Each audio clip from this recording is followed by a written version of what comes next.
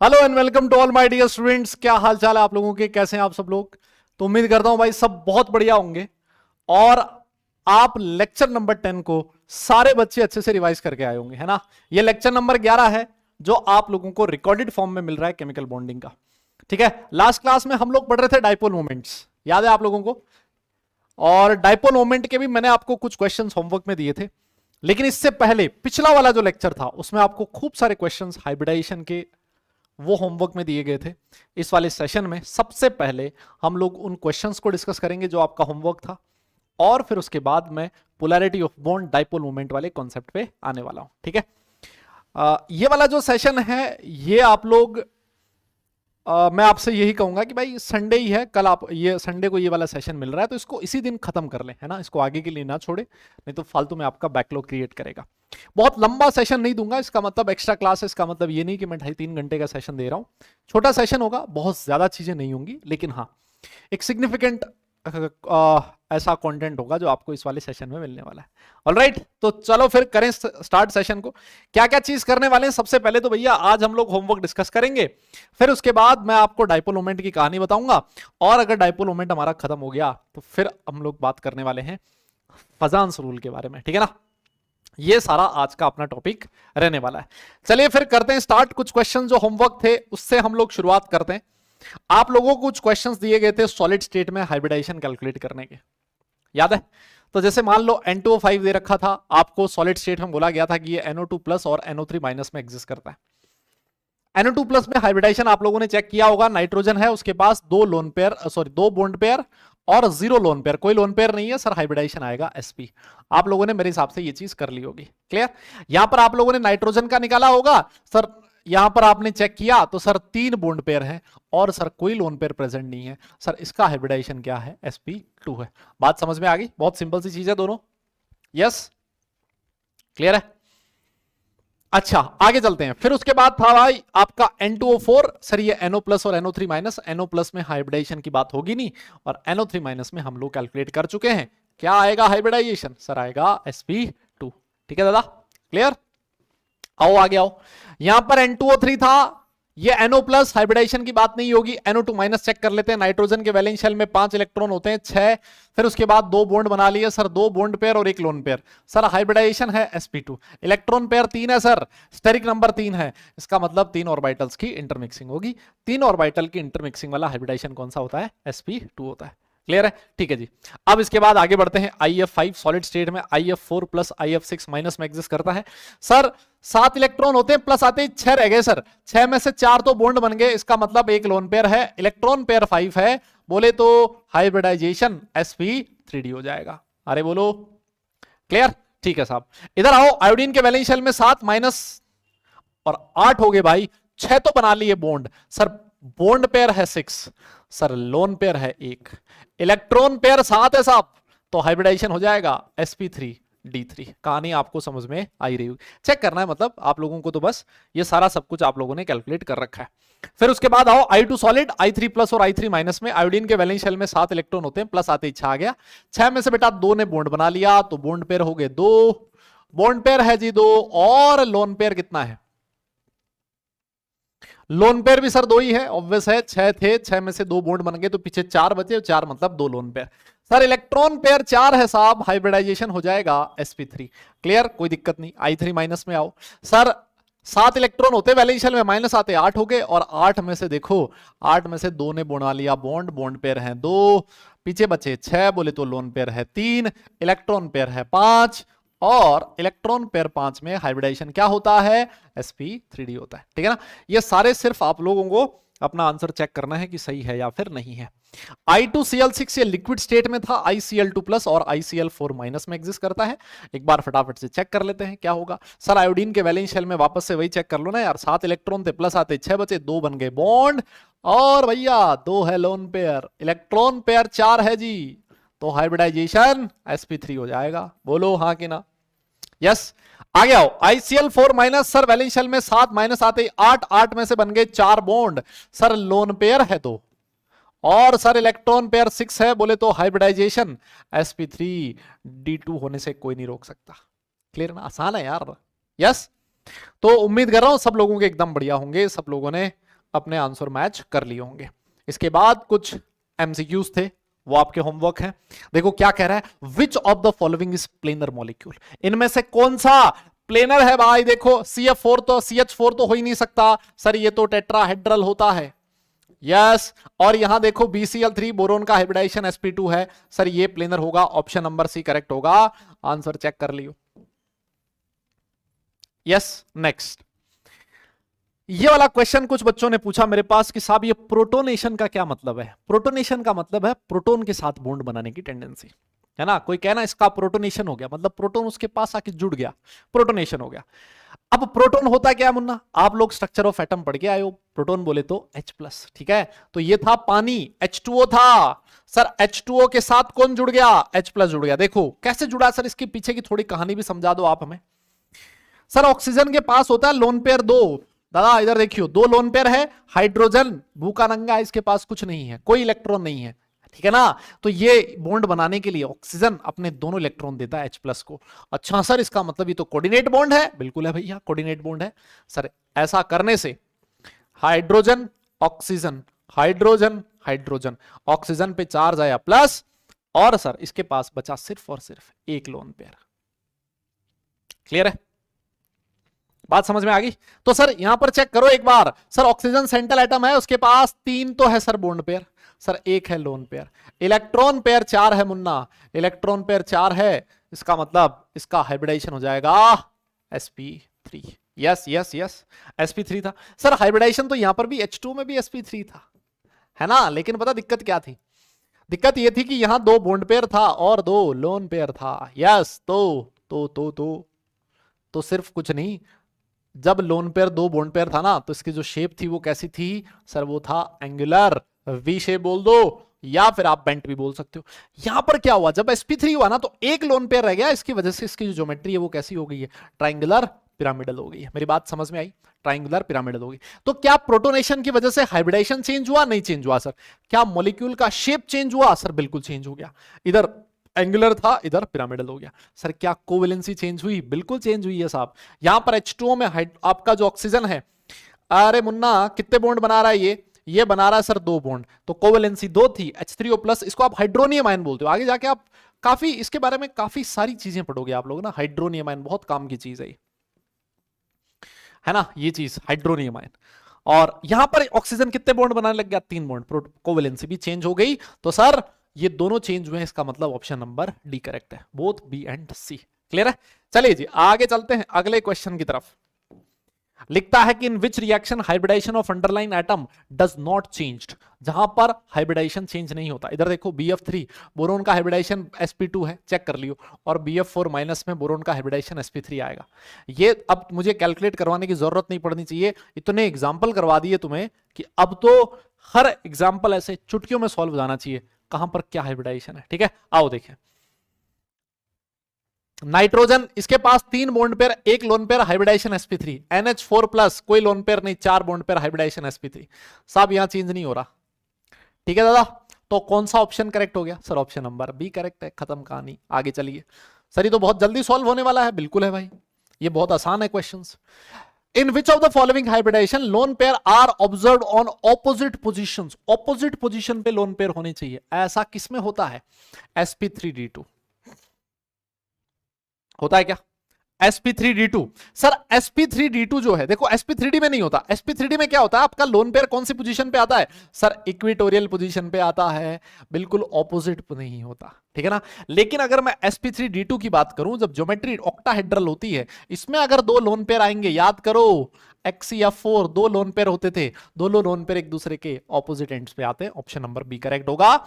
और जो sp3d3 होता है ना, पेंटागनल बाइपिरामिडल ज्योमेट्री, उसमें भी जो आपका लोन पेयर आता है बेटा, वो कहां आता है, हमेशा ऊपर और नीचे आता है, एक्सियल पोजीशन पे आता है, ठीक है ना। इसमें थोड़ा सा उल्टा होता है, हालांकि वो क्यों होता है उसके पीछे की कहानी आपके सिलेबस का पार्ट नहीं है, ठीक है ना। तो उसको हम लोगों ने इसी वजह से डिस्कस नहीं किया था, बट फिर भी अगर आपको ध्यान में रखना हो, sp3d3 पेंटागनल बाइपिरामिडल ज्योमेट्री, अगर आपको लोन पेयर रखना हो, हमेशा कहां रखोगे, ऊपर रखोगे, ऊपर और नीचे ऑपोजिट एक्सियल पोजीशंस पे आते हैं, उल्टा होता है आपके यहां पर इक्वेटोरियल पे आते थे, ठीक है। चलिए सर, इसका मतलब ऑप्शन नंबर डी करेक्ट है, बी और सी दोनों में होता है, ऑप्शन नंबर डी। क्लियर, चलो साहब आगे चलो, next question. Assuming pure 2s and 2p orbitals of carbon are used in forming CH4 molecule, which of the following statement is false? ये कह रहा हाइब्रिडाइजेशन नहीं हो रहा है ना। बढ़िया क्वेश्चन है, लॉजिकल क्वेश्चन है, इस तरह का क्वेश्चन जी मेंस में पूछा जाने लायक है ना। रटने से काम चलेगा नहीं इसमें। इसमें जिसके पास लॉजिक है, जिसने अच्छे से कॉन्सेप्ट को समझा है, वो इस क्वेश्चन को बड़े आराम से सॉल्व कर लेगा। ठीक है, तो देखो, ठीक है, 2s और 2p ऑर्बिटल मिक्स नहीं हो रहा है ना। CH4 बनाना, देखो कार्बन की मैं फर्स्ट एक्साइटेड स्टेट लिख रहा हूं डायरेक्ट, कार्बन की मैं फर्स्ट एक्साइटेड स्टेट लिख रहा हूं डायरेक्ट। ठीक है ना साहब, 2s में 2s में 1 इलेक्ट्रॉन होगा और 2p में 3 इलेक्ट्रॉन होंगे। ठीक है, ये रहे सर 3 इलेक्ट्रॉन। आपको ये भी पता है कि 3 में से px, py और pz है ना, तीनों एक दूसरे के 90 डिग्री एंगल पे। अब क्या होगा, इंटरमिक्सिंग की बजाय हाइड्रोजन आएगा, इसके साथ ओवरलैप कर लेगा, एक बॉन्ड बना लेगा। हाइड्रोजन आएगा, इसके साथ ओवरलैप कर लेगा, एक बॉन्ड बना लेगा। हाइड्रोजन आएगा, ऑपोजिट स्पिन लेके आएगा, हालांकि है ना, सेम स्पिन नहीं, ऑपोजिट स्पिन लेके आएगा। इसके साथ एक बॉन्ड, इसके साथ एक बॉन्ड, इसके साथ एक बॉन्ड, इसके साथ एक बॉन्ड। कह रहा है 3CH bond will be at right angle. बिल्कुल सही बात है। ये देखो ना, जब इसके साथ PX, PY, PZ, ये जो 3 बॉन्ड बनेंगे, ये दोनों तीनों एक दूसरे से 90 डिग्री पे होंगे कि नहीं होंगे? बिल्कुल होंगे साहब। इसका मतलब सर ये वाला ऑप्शन तो बिल्कुल सही है। 1CH bond will B weaker then other 3CH bond. 1CH bond जो होगा वो वीकर होगा। सर कैसे होगा?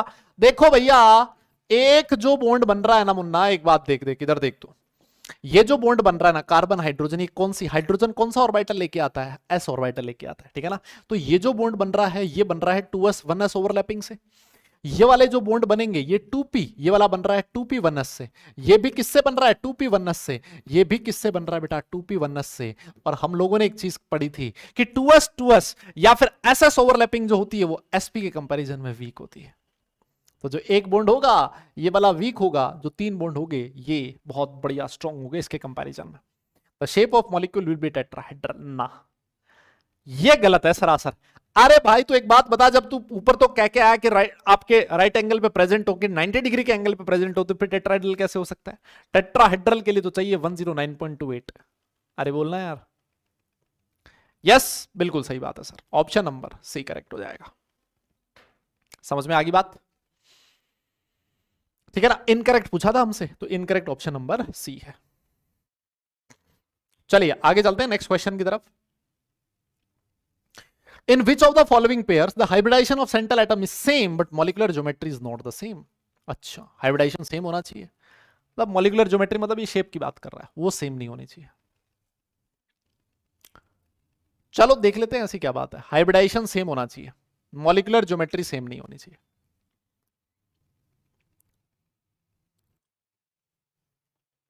इधर देखो, SO3 2-, इसमें क्या हो रहा है सर? सल्फर के वैलेंस शेल में कितने इलेक्ट्रॉन होते हैं सर? होते हैं 6, 2 - 8, एक लोन पेयर और 3 बॉन्ड पेयर। सर यही सेम चीज यहां पर है, एक लोन पेयर और 3 बॉन्ड पेयर, इनका तो सेम ही होगा सर। ये तो सब कुछ सेम होगा सर, है ना, है ना, है ना, है ना, है ना। और यहां हो XCF2 वैलेंस शेल में बेटा 2 तो बॉन्ड बना रहा है, ये 2 बॉन्ड पेयर है। और इसके पास कितने लोन पेयर होंगे?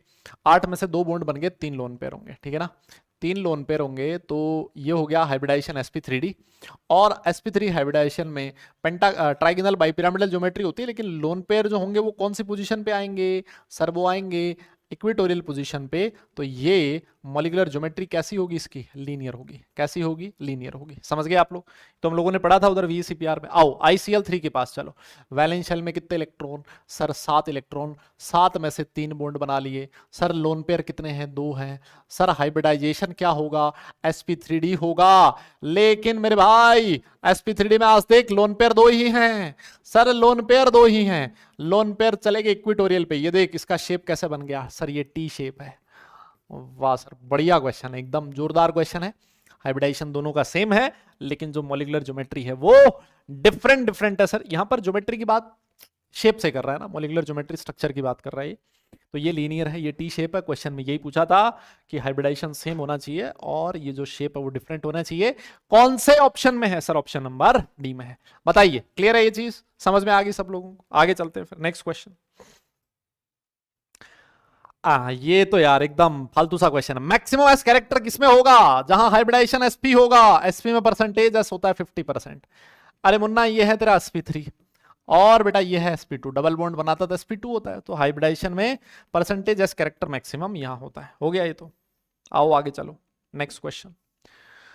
Set of D orbital remains pure in XeF4 molecule after hybridisation. देखो XeF4 में जिनॉन है, उसके पास 4 बॉन्ड पेयर हैं और सर 2 लोन पेयर हैं। ठीक है, 8 में से 4 ने बॉन्ड बना लिया। इलेक्ट्रॉन पेयर कितना है? 4 है, नहीं इलेक्ट्रॉन पेयर है 6। सर हाइब्रिडाइजेशन होगा sp3d2। सर यहां पर जो डी ऑर्बिटल होते हैं कौन कौन से होते हैं आपको बता रखा है, dx² y² प्लस dz²। ये होते हैं 2 डी ऑर्बिटल। कौन से ऑर्बिटल प्योर रहेंगे? मतलब जिनकी इंटरमिक्सिंग नहीं होगी। इंटरमिक्सिंग किस किस की नहीं होगी? सर dxy, dyz और dzx बचा है सर, यहां पर कोई इंटरमिक्सिंग नहीं है। कौन से ऑप्शन में है? ऑप्शन नंबर बी में। बढ़िया क्वेश्चन है ना, ये बढ़िया क्वेश्चन है। क्लियर? जितने भी क्वेश्चन है ना यार, क्वेश्चन बढ़िया है ये। आप लोगों ने अगर ईमानदारी से सॉल्व किए तो एकदम मजा आया होगा तुम्हें। आओ, in which of the following molecules ions, ये सेंट्रल एटम इज sp2। ये तो चीख चीख के कह रहा मैं sp2 हूं। नाइट्रोजन के वैलेंस शेल में 5 थे, 6 हो गए, 2 बॉन्ड 1 लोन पेयर, ये भी sp2 है। 5 6 2 2, नहीं ये नहीं होगा। H2O सर ये तो sp3 होता है, कैसी बात कर रहे हो? मतलब BF3NO2 माइनस, BF3NO2 माइनस, ये रहा पहले ऑप्शन में मिल गया, खत्म। ठीक है ठीक है ठीक है। और वैसे भी ना पता क्या करना था, वो दूसरा चेक ही नहीं करना था। BF3 का तुम्हें पता है sp2 होता है, और BF3 एक ही ऑप्शन में टिक कर दो, दूसरा चेक करने की जरूरत नहीं। अरे बोलो ना भाई, यही होता है, हमें तो 4 नंबर से मतलब है ना यार, वो कैसे भी मिले भले ही, है ना, और आसानी से मिल जाए तो बहुत अच्छी बात है। अब यार ये क्वेश्चन तो तुम्हें करवा दिया, इतनी बार आ गया ना साला। ये देखो NH4 प्लस क्या होता है? sp4 sp3 होता है ना, और NO2 प्लस क्या होता है? sp पहला और लास्ट वाला sp3, sp पहला और लास्ट वाला sp3, sp पहला और लास्ट वाला sp3, एक ही ऑप्शन में, खत्म। ये सारे करवा रखे हैं यार, कॉपी में भी करवा रखे हैं, आज भी करवा दिया है, काफी बार आ गया ये क्वेश्चन। चलो आगे बढ़ो। आओ साहब, जेई मेंस का क्वेश्चन है 2000 कौन से में पूछा गया? 19 में। देखो इसको निपटाओ आप, इसको निपटाओ ढंग से। क्या कह रहा है क्वेश्चन आपसे? सर क्वेश्चन कहना चाहता है XeF4 में आपको हाइब्रिडेशन बताना है और नंबर ऑफ लोन पेयर बताना है। अरे ये तो क्या दिक्कत है, जिनॉन के वैलेंस शेल में 8 इलेक्ट्रॉन है सर, 2 यहां बना रहे हैं, 4 यहां बना रहे हैं सर, 6 काम में आ गए। लोन पेयर सर 1 बचा है सर, बॉन्ड पेयर 5 है, ठीक है, इलेक्ट्रॉन पेयर 6 हो गया, स्टेरिक नंबर 6 है, तो सर हाइब्रिडाइजेशन हो जाएगा sp3d2। तो sp3d2 हाइब्रिडाइजेशन और लोन पेयर 1, sp3d2 हाइब्रिडाइजेशन और लोन पेयर 1 कौन से ऑप्शन में है? फर्स्ट ऑप्शन में है भैया, ऑप्शन नंबर ए करेक्ट होगा, खत्म कहानी। देख रहे हो कितने आसानी से विद इन 15 सेकेंड आप जेईई मेंस का क्वेश्चन कर पा रहे हो, ये बहुत ही बड़ी बात है। Which among the following species has unequal bond length? देखो अनइक्वल बॉन्ड लेंथ का नाम सुनते ही तुम्हारे दिमाग में आना चाहिए ट्राइगोनल बाइपिरामिडल हाइब्रिडाइजेशन sp3d। उसमें एक्सियल इक्वेटोरियल होता है, और एक्सियल और इक्वेटोरियल की बॉन्ड लेंथ कभी भी सेम नहीं होती। हाँ ना बोलना यार, यस। और वो कहां होता है? सर ये रहा SF4, इसके पास 4 बॉन्ड पेयर है, 1 लोन पेयर है, इलेक्ट्रॉन पेयर 5 है, हाइब्रिडाइजेशन sp3d होगा। और अगर आप इसका स्ट्रक्चर बनाओगे, अगर आप इसका शेप बनाओगे तो लोन पेयर आएगा यहां, ये रहे 4 फ्लोरीन, इनमें से इन 2 फ्लोरीन की बॉन्ड लेंथ कम होगी, इनकी बॉन्ड लेंथ ज्यादा होगी, सारी की सारी बॉन्ड लेंथ इक्वल नहीं है। ऑप्शन नंबर सी करेक्ट हो गया। अब बताओ ये क्वेश्चन कोई पूछने लायक है? कौन से साल में है? देखो जेईई मेन 2022 में, जेईई मेन 2022 का क्वेश्चन है। PCl5 बनता है, NCl5 क्यों नहीं बनता? लिखवा रखा है भाई, नाइट्रोजन की औकात नहीं है 5 बॉन्ड बनाने की। क्यों? इसके पास घर नहीं है ना। मान ले तेरा घर छोटा है, उसमें लोगों के लिए बैठने की जगह है 5 लोगों के, मेहमान आ गए 10 में, 10 लोग आ गए, फिर क्या करेगा? तो दिक्कत हो जाएगी ना। तो कोशिश ये करेगा कि उसमें से 3-4 को निपटा दे, है ना, बोले कल आओ परसों आओ। क्यों? जगह नहीं है।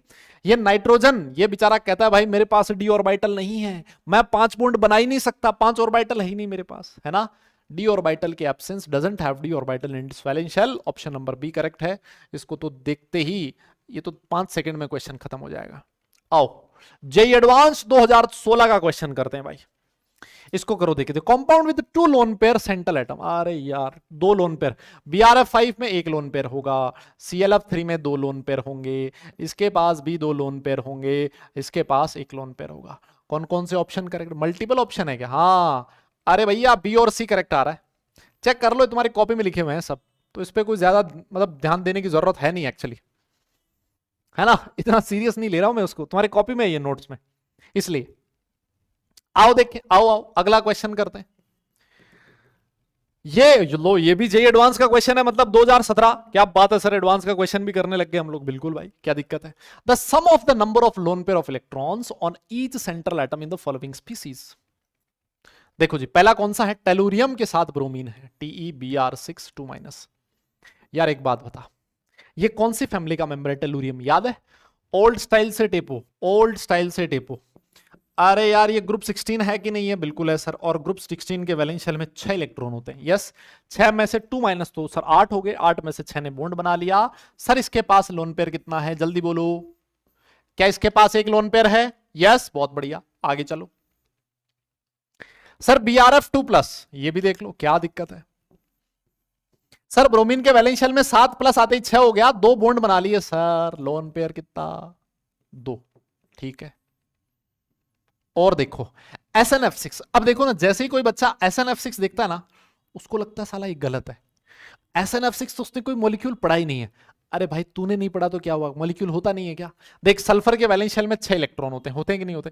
और 6 में से नाइट्रोजन ले गया 3। सर ऐसा क्यों? अरे यार नाइट्रोजन 3 बॉन्ड बनाता है ना, तो 3 बॉन्ड बनाता, 3 इलेक्ट्रॉन चाहिए उसको, ये ले, ये बन गया। और पीछे बचे हैं 3, ये देख, ये देख रहा तू। सल्फर बेचारे के बैलेंस शेल में 6 थे सर, 6 के 6 इसने बॉन्ड फॉर्मेशन में काम में ले लिए, लोन पेयर हुआ 0। Very good. लास्ट वाला देख लो यार, XCF3 माइनस, जिनॉन के वैलेंस शेल में 8 माइनस आते हुए 9। क्या बात कर रहे हो, 9 में से 3 तो बना लिए बॉन्ड, पीछे कितना बचा है, 6। 6 बोले तो लोन पेयर हो गए 3। अब हमसे पूछा है सारे लोन पेयर का सम कर दो, तो इतनी गणित तो तुम्हें आती है कि 1 + 2 + 3 करोगे तो 6 मिलेगा। और यही आपका फाइनल आंसर होगा जेई एडवांस 2017 का क्वेश्चन, जिसको हमने लेस देन 1 मिनट में सॉल्व कर लिया। अगर ऐसे क्वेश्चंस करके, जेई एडवांस के क्वेश्चन करके भी, और वो भी लेस देन 1 मिनट में करके, अगर तुम्हें कॉन्फिडेंस नहीं आ रहा, तो ये सोचने वाली बात है ना?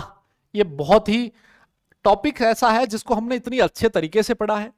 दूसरी चीज, इसकी ऐसी ट्रिक्स हम लोगों ने बना रखी है, कंसिस्टेंट है पढ़ने में, बहुत सारे क्वेश्चंस हम लोगों ने किए, इस वजह से ऐसे क्वेश्चन ऐसे चुटकियों में हो जाते हैं। ठीक है, आओ देखें आगे और देख लो, और भी है क्या कोई एडवांस का? नहीं जी, हो गए सॉल्व। भाई साहब काफी सारा था यार, है ना? कितना टाइम हो गया? और ये टाइम लगा अपने को 22 मिनट। देखो सोचो, अब अगर रेगुलर क्लास में करते ना तो ये आधे घंटे से ज्यादा लगता टाइम। अगर लाइव क्लास में करता ना तो आधे घंटे से ज्यादा लगता। क्यों? और बीच में तुम फालतू बकवास भी करते, है ना, कुछ स्पैमिंग भी करते, मुझे रोकना पड़ता, है ना? तो आसानी से अपना 20-22 मिनट में क्वेश्चन हो गए, बहुत बढ़िया सर। अभी लेकिन कहानी खत्म नहीं हुई। ये तो आपने लास्ट क्लास में जो डाइपोल मोमेंट के क्वेश्चन दिए थे वो भी तो करवाने हैं। हाँ, मैंने आपसे कुछ क्वेश्चन दिए थे कि बताओ कौन सा पोलर होगा और कौन सा नॉन पोलर होगा। वो एग्जाम्पल मेरे पास देखने पड़ेंगे, कहाँ है, चेक करने पड़ेंगे, है भी के नहीं है।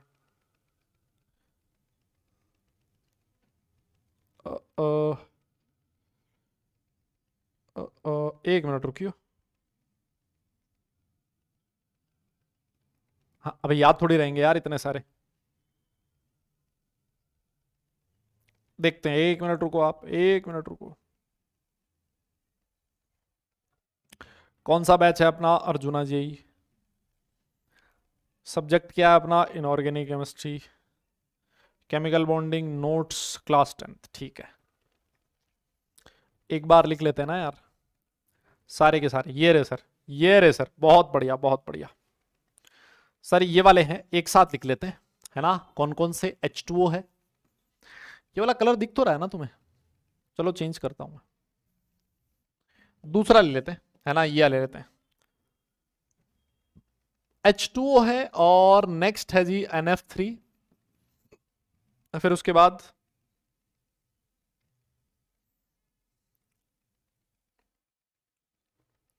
XCF4 भी है सर, लिख लो भाई। फिर उसके बाद XCF2 भी है, ठीक है सर। PCl3F2 भी है, लिख लो। और PCl2F3 भी है, कोई बात नहीं। SF6 भी है, तो क्या जा रहा है अपना सर? SO3 भी है, ये लो। और लास्ट में SO2 भी है, ठीक है ना? ये वाले कॉम्पाउंड्स हैं, ठीक है ना? ये चेक करने हैं, ये चेक करने हैं कि इनमें से कौन कौन से कॉम्पाउंड्स ऐसे हैं जो पोलर हैं, और कौन कौन से कॉम्पाउंड्स ऐसे हैं जो नॉन पोलर हैं।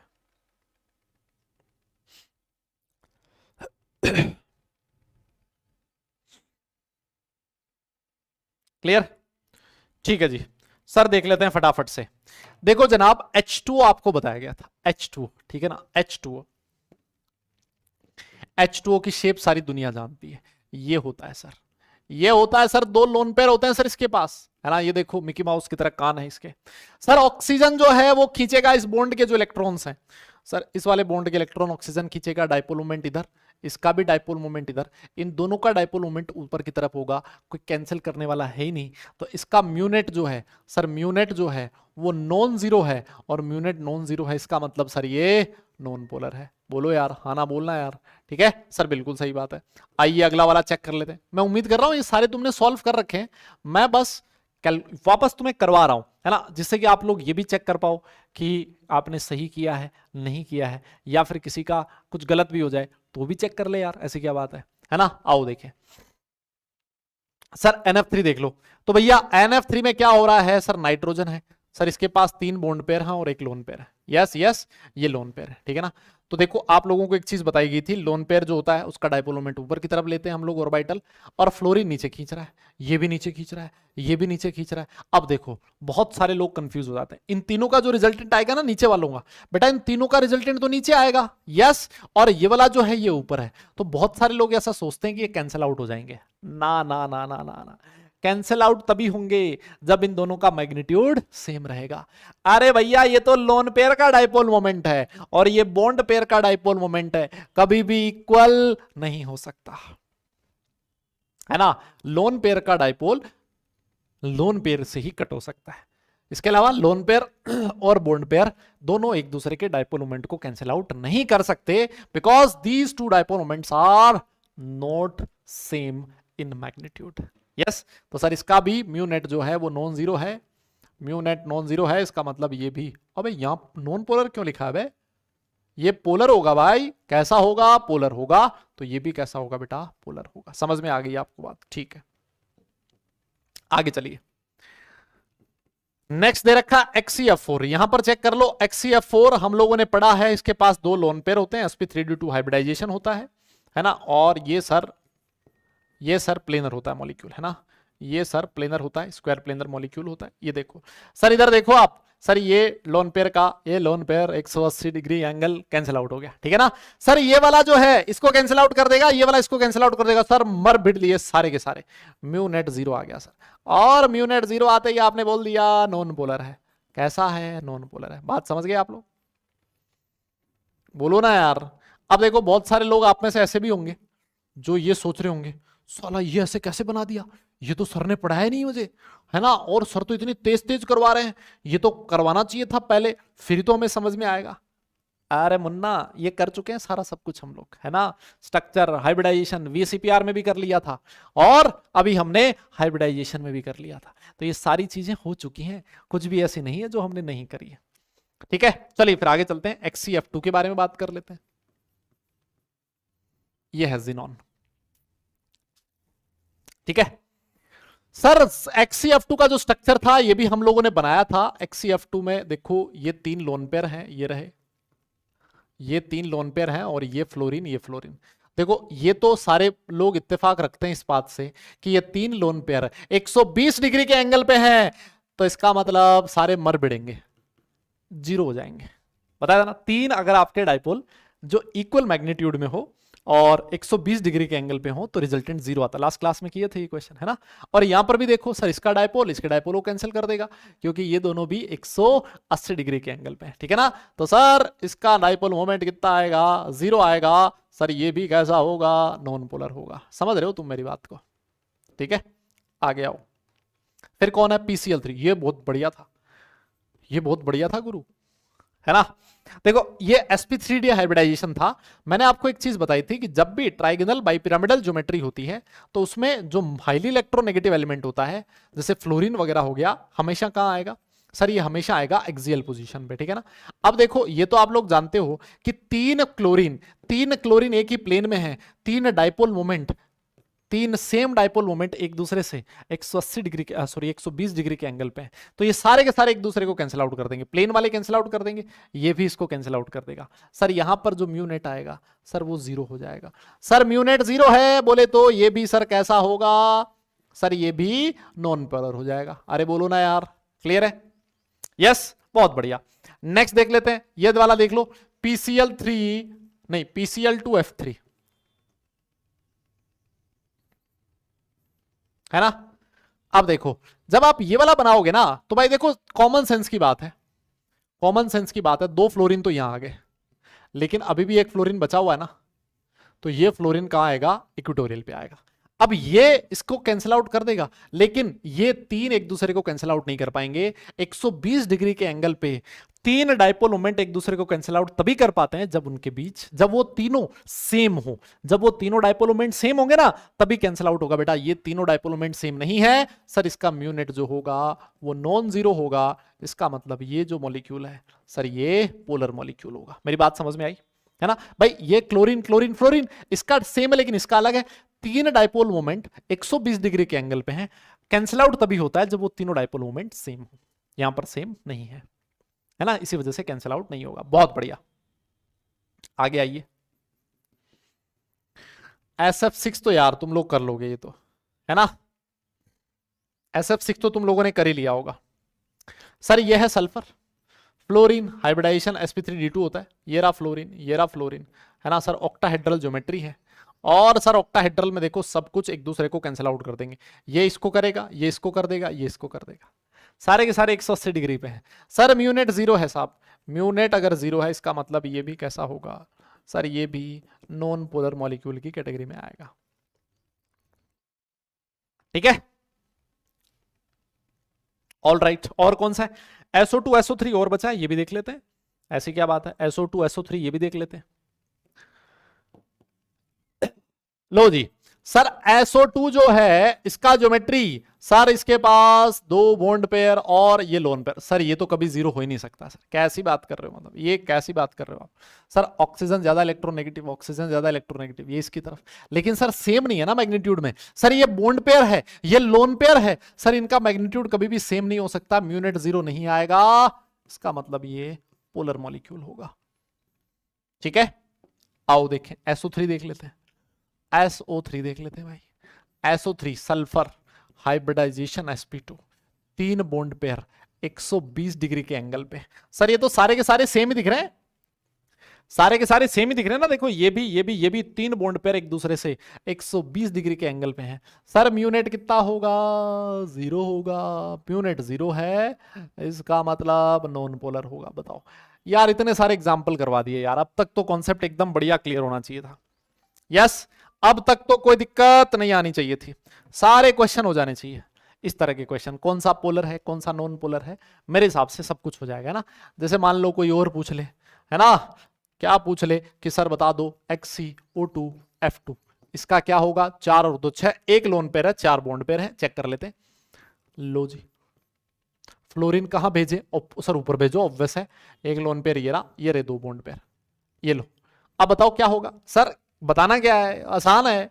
देखो सर, ये वाला इसको कैंसिल आउट कर देगा, लेकिन ये लोन पेयर सर इनको कैंसिल आउट नहीं कर पाएगा, दोनों को। ऑब्वियस है ना, ये बॉन्ड पेयर है, ये लोन पेयर है। सर कभी भी बॉन्ड पेयर और लोन पेयर का जो डाइपोल मोमेंट्स हैं ये एक दूसरे को कैंसिल आउट नहीं कर पाएंगे। ठीक है ना सर? इस केस में म्यू नेट जो होगा नॉन जीरो होगा, इसका मतलब ये भी कैसा होगा? कैसन होगा बाबू? पोलर होगा।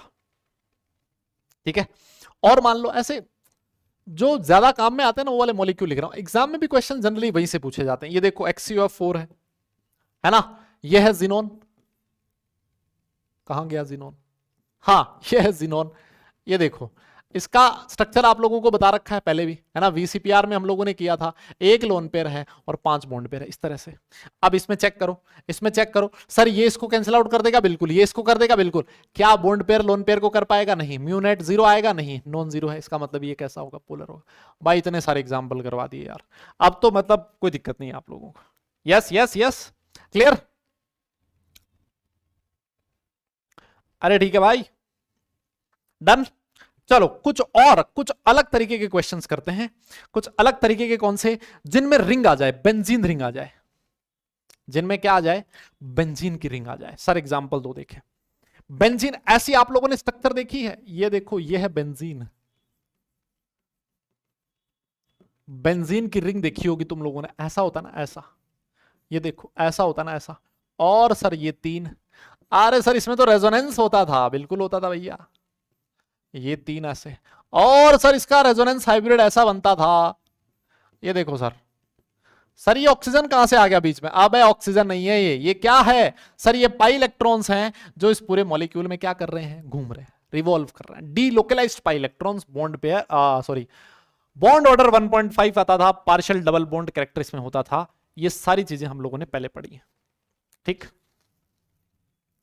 देखो बेंजीन जो होता है ना, वो नॉन पोलर कंपाउंड की कैटेगरी में आता है। किसमें? नॉन पोलर में। कब तक? जब तक सिर्फ इतना ही है। अगर इतना ही है और सर और क्या इसमें कुछ और एडिशनल चीज है जो आप हमें बताना चाहते हो? बिल्कुल बताना चाहता हूं कि ये जो कॉर्नर दिख रहे हैं ना, ये सारे क्या है? कार्बन है। और हर कार्बन से क्या बॉन्डेड है? एक एक हाइड्रोजन बॉन्डेड है, ठीक है, एक एक हाइड्रोजन बॉन्डेड है। ये है सर बेंजीन, ये क्या है? बेंजीन है। और बेंजीन जो होता है सर, ये कैसा होता है? नॉन पोलर बा होता है। कैसा होता है बे? नॉन पोलर होता है। अच्छा, नॉन पोलर इसका मतलब डायपोल मोमेंट 0 है। लेकिन एक दिक्कत है इसके साथ। क्या दिक्कत है? अगर मान लो आपने इसमें सब्स्टिट्यूशन कर दिया। क्या कर दिया? सब्स्टिट्यूशन कर दिया। सब्स्टिट्यूशन का मतलब समझते हो? जैसे मान लो आपने एक हाइड्रोजन हटाया और एक हाइड्रोजन हटा के एक क्लोरीन लगा दिया, एक NO2 लगा दिया, OH ग्रुप लगा दिया, कुछ भी लगा दिया, हाइड्रोजन हटा के कुछ और लगाना, that is known as substitution. अबे सब्स्टिट्यूशन मतलब एक गया दूसरा आया ना, यही तो होता है सब्स्टिट्यूशन। आपने क्या किया? आपने इसमें सब्स्टिट्यूशन कर दिया सर, एक हाइड्रोजन हटा के क्लोरीन लगा दिया। अब भैया इसका जो म्यूनेट है वो नॉन जीरो हो जाएगा और ये कैसा हो जाएगा? पोलर हो जाएगा। मेरी बात तुम्हें समझ में आई है ना? क्योंकि ये बाकी सारी छोड़ दो, इसका जो डायपोल मोमेंट है इसको कैंसिल आउट करने के लिए कोई और दूसरा डायपोल मोमेंट प्रेजेंट नहीं है। सर समझ गए बात? तो क्लियर है? बहुत बढ़िया। जैसे मान लो ऐसे लिख दिया मैंने, ये लिखा है बेटा जी, एक क्लोरीन ऊपर एक क्लोरीन नीचे, बताओ पोलर की नॉन पोलर? आप बोलोगे सर देखो सीधी सी बात है, क्लोरीन इलेक्ट्रॉन खींच रहा है ऊपर की तरफ, ये वाला क्लोरीन खींच रहा है नीचे की तरफ। अगर इसका मैग्नीट्यूड A है तो सर ये भी A होगा। दोनों के बीच एंगल कितना है सर? 180 डिग्री का, है ना? दो डायपोल मोमेंट, दो बिल्कुल एकदम सेम ताकतवर आदमी किसी रस्सी को अगर दो ऑपोजिट एंड से खींच रहे हो 180 डिग्री के एंगल पे, रस्सी कहीं जाएगी इधर उधर? नहीं जाएगी। सेम ताकत से खींच रहे हैं, ये इन दोनों की ताकत सेम है। आप बोलोगे सर म्यूनेट आ गया कितना? 0। तो सर ये वाला कैसा हो जाएगा? नॉन पोलर हो जाएगा। मेरी बात तुम्हें समझ में आ रही? तो जब तक बेंजीन में कोई सब्स्टिट्यूशन नहीं है तब तक बेंजीन जो होता है वो नॉन पोलर मॉलिक्यूल की कैटेगरी में आता है। लेकिन अगर उस पर सब्स्टिट्यूशन आ जाए तो वो पोलर भी हो सकता है, नॉन पोलर भी हो सकता है। ये चेक करना पड़ेगा। जैसे ये सब्स्टिट्यूशन आया था तो ये कैसा था सर? ये था पोलर। ये सब्स्टिट्यूशन है, ये है नॉन पोलर। समझ गए तुम मेरी बात को? और एग्जांपल्स करते हैं अभी इस पे बेस्ड, ठीक है? आओ देखें। ऐसे क्वेश्चंस आप उसमें भी करोगे, ऑर्गेनिक केमिस्ट्री में खूब सारे करोगे, है ना? ये तो अभी चलो ठीक है, मतलब डायपोल मोमेंट में पढ़ा रहा था तो 2-4 क्वेश्चन ठीक है हल्के फुल्के से कर लेते हैं, बाकी सारी कहानी आप लोग उधर पढ़ोगे, ठीक है ना, ऑर्गेनिक केमिस्ट्री में।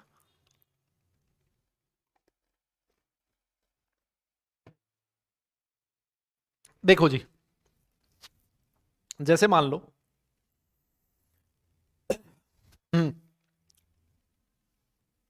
एक मैंने ये लिख दिया, एक क्लोरीन ये लिखा है मैंने, एक क्लोरीन इसके पास में लग दिया, है ना? इन दोनों पोजीशन को बोला जाता है बेटा ऑर्थो डाइक्लोरोबेंजीन इसको बोला जाता है। ऑर्गेनिक केमिस्ट्री में नोमेनक्लेचर पढ़ोगे तो वहां पढ़ लोगे, ठीक है? अभी मैं नाम नहीं बता रहा हूं, तुम फालतू में कंफ्यूज होगे वरना। पास पास वाली पोजीशन पे 2 क्लोरीन लगा दिए, ठीक है? यहां पर देखो सर, यहां पर क्लोरीन है और यहां पर भी क्लोरीन है सर। बहुत बढ़िया सर, बहुत बढ़िया सर, वेरी गुड। और सर यहां देखो, बिल्कुल एकदम ऑपोजिट क्लोरीन है। क्या आप बात कर रहे हो? ये देखो, ये रोज, ठीक है? अब अगर मैं तुमसे पूछूं कि बताओ डायपोल मोमेंट का ऑर्डर क्या होगा?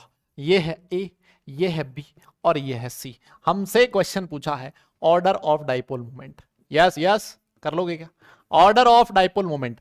अरे भाई देखो सिंपल सी बात है, आप लोग बोलोगे सर ये तो मर बिड़ जाएंगे सर, इसका तो डायपोल मोमेंट कितना हो गया? 0 हो गया सर। सबसे कम कौन होगा? सी होगा। ये तो बात समझ में आ गई, है ना? अब आओ आप इन दोनों में, सर इधर देखो, सर आप इधर देखो, इसका जो डाइपोल मोमेंट है इस वाले बॉन्ड का, यस यस यस सर, इस वाले बॉन्ड का डाइपोल मोमेंट इधर है, मैग्नीट्यूड मान लेते हैं ए।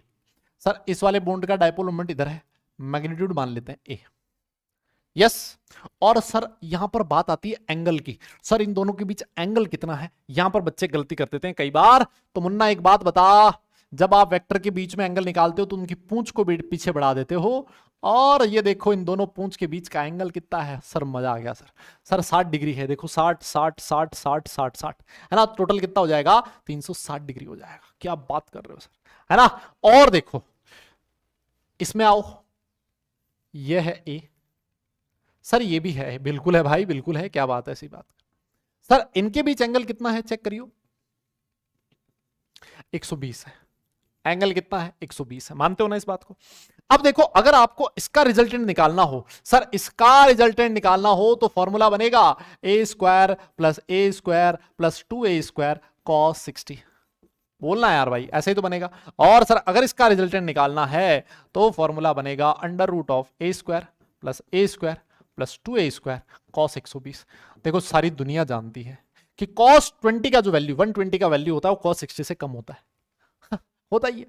यस यस 90 + 30 करोगे ना इसका, तो ये जो वैल्यू आएगी cos 120 वो cos 60 से सर कम होगी। cos 60 से कम है मतलब ये वाली रिजल्टेंट इसके कंपैरिजन में कम होगा। खत्म, सॉल्व करना ही नहीं है।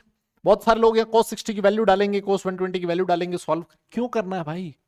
हमें कोई एग्जैक्ट वैल्यू थोड़ी ना पूछी है, हमसे थोड़ी ना पूछा है कि रिजल्टेंट कितना आएगा, नहीं करना हमें, है ना। हमें तो सिर्फ ये देखना था किसका ज्यादा होगा। कॉस में जब थीटा बढ़ता है ना, कॉस में जब थीटा बढ़ता है तो एंगल, जब थीटा बढ़ता है तो रिजल्टेंट कम आता है ना। जो कॉस थीटा की वैल्यू होती है वो डिक्रीज करती है। जैसे जैसे थीटा डालोगे ज्यादा, कॉस थीटा की वैल्यू आएगी कम, है ना। तो यहां पर थीटा ज्यादा, कॉस थीटा की वैल्यू कम होगी। इस वजह से ये जो वैल्यू होगी सर ए बी जो होगा वो कम होगा, और सबसे ज्यादा कौन हो जाएगा, ए हो जाएगा। क्या तुम्हें मेरी बात समझ में आ गई, बताओ क्या ये बात सही है, क्लियर है।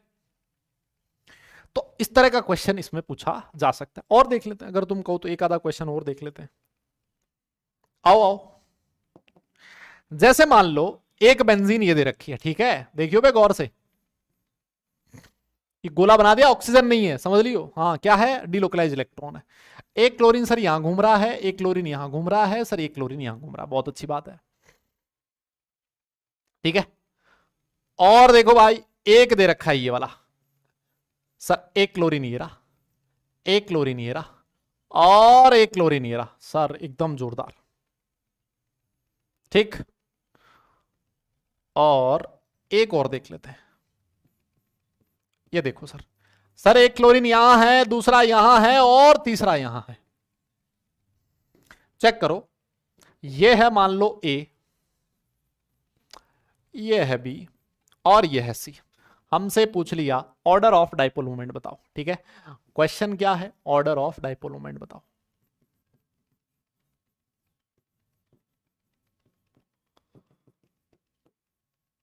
कर सकते हो क्या, ट्राई कर लेते हैं, ऐसी क्या बात है।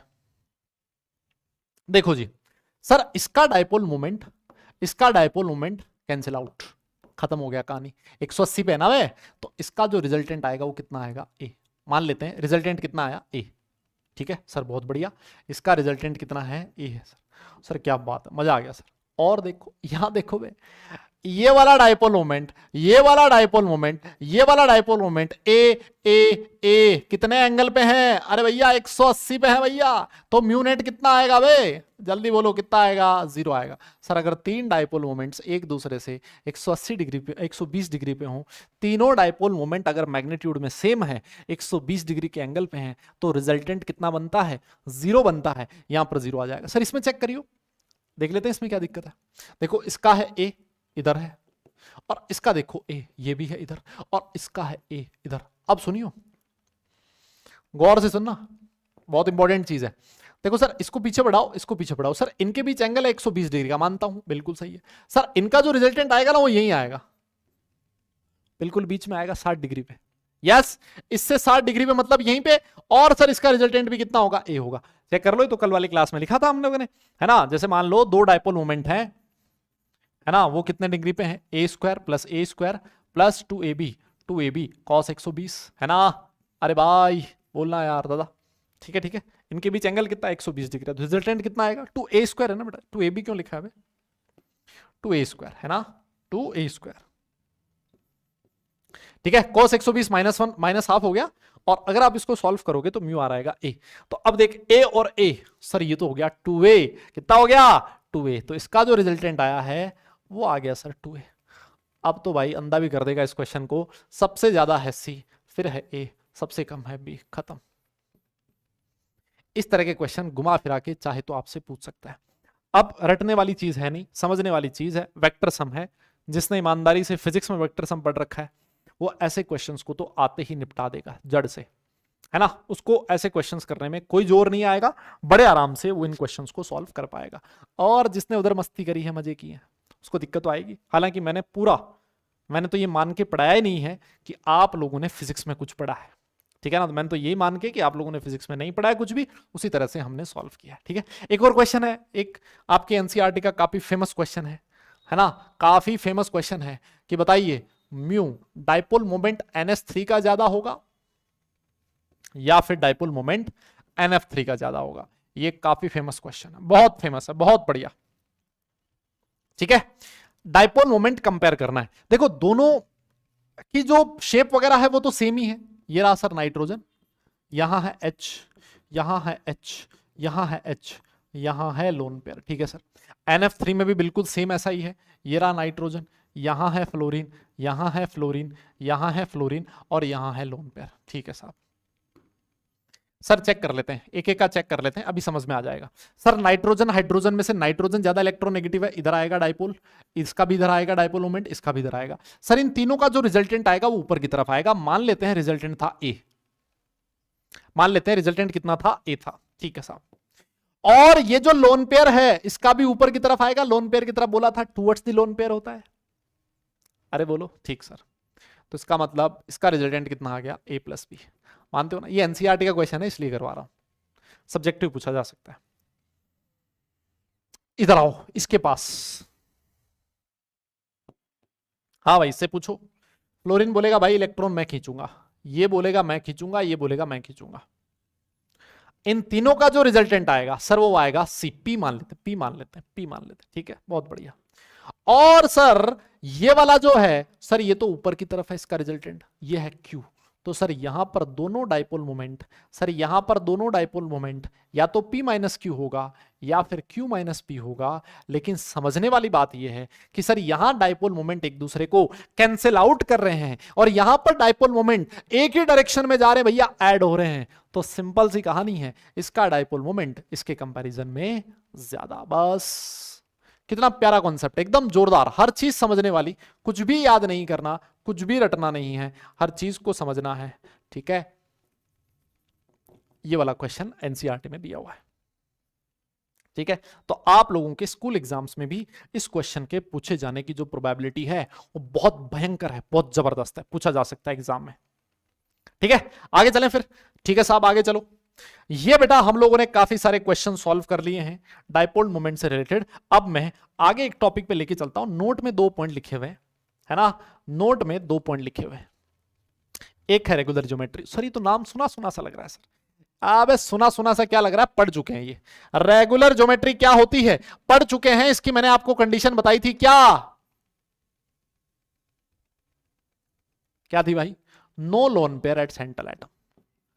यस, सेंट्रल एटम के पास सर कोई भी लोन पेयर नहीं होना चाहिए, पहली कंडीशन। और क्या था sir, all the atom, sir all the terminal atom should be same, sir all the terminal atom should be same.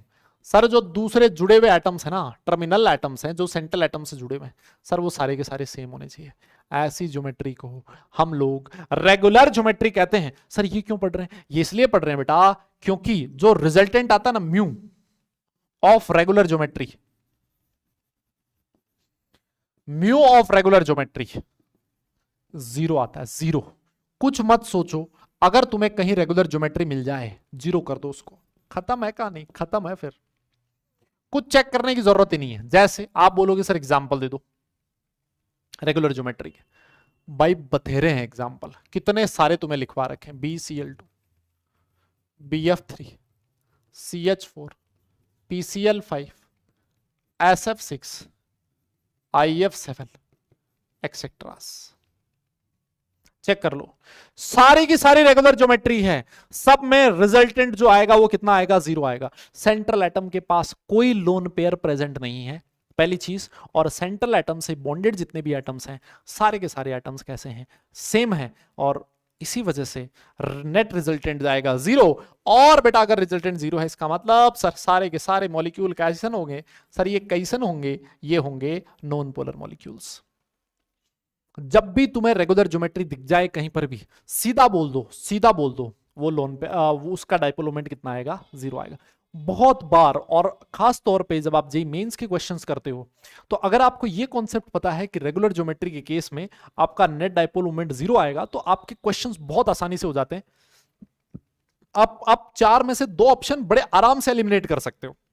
और कई बार तो ऐसा होता है कि एलिमिनेट करने की जरूरत ही नहीं होती, एक ही ऑप्शन ऐसा होता है जिसमें ये 0 करने से काम चल जाता है ना। जेईई मेंस के क्वेश्चंस की मैं बात कर रहा हूं, एडवांस में तो चलो ठीक है, आपको और भी कोई कॉन्सेप्ट होगा उसमें घुसा रखा होगा, उस तरह से पूछा जा सकता है।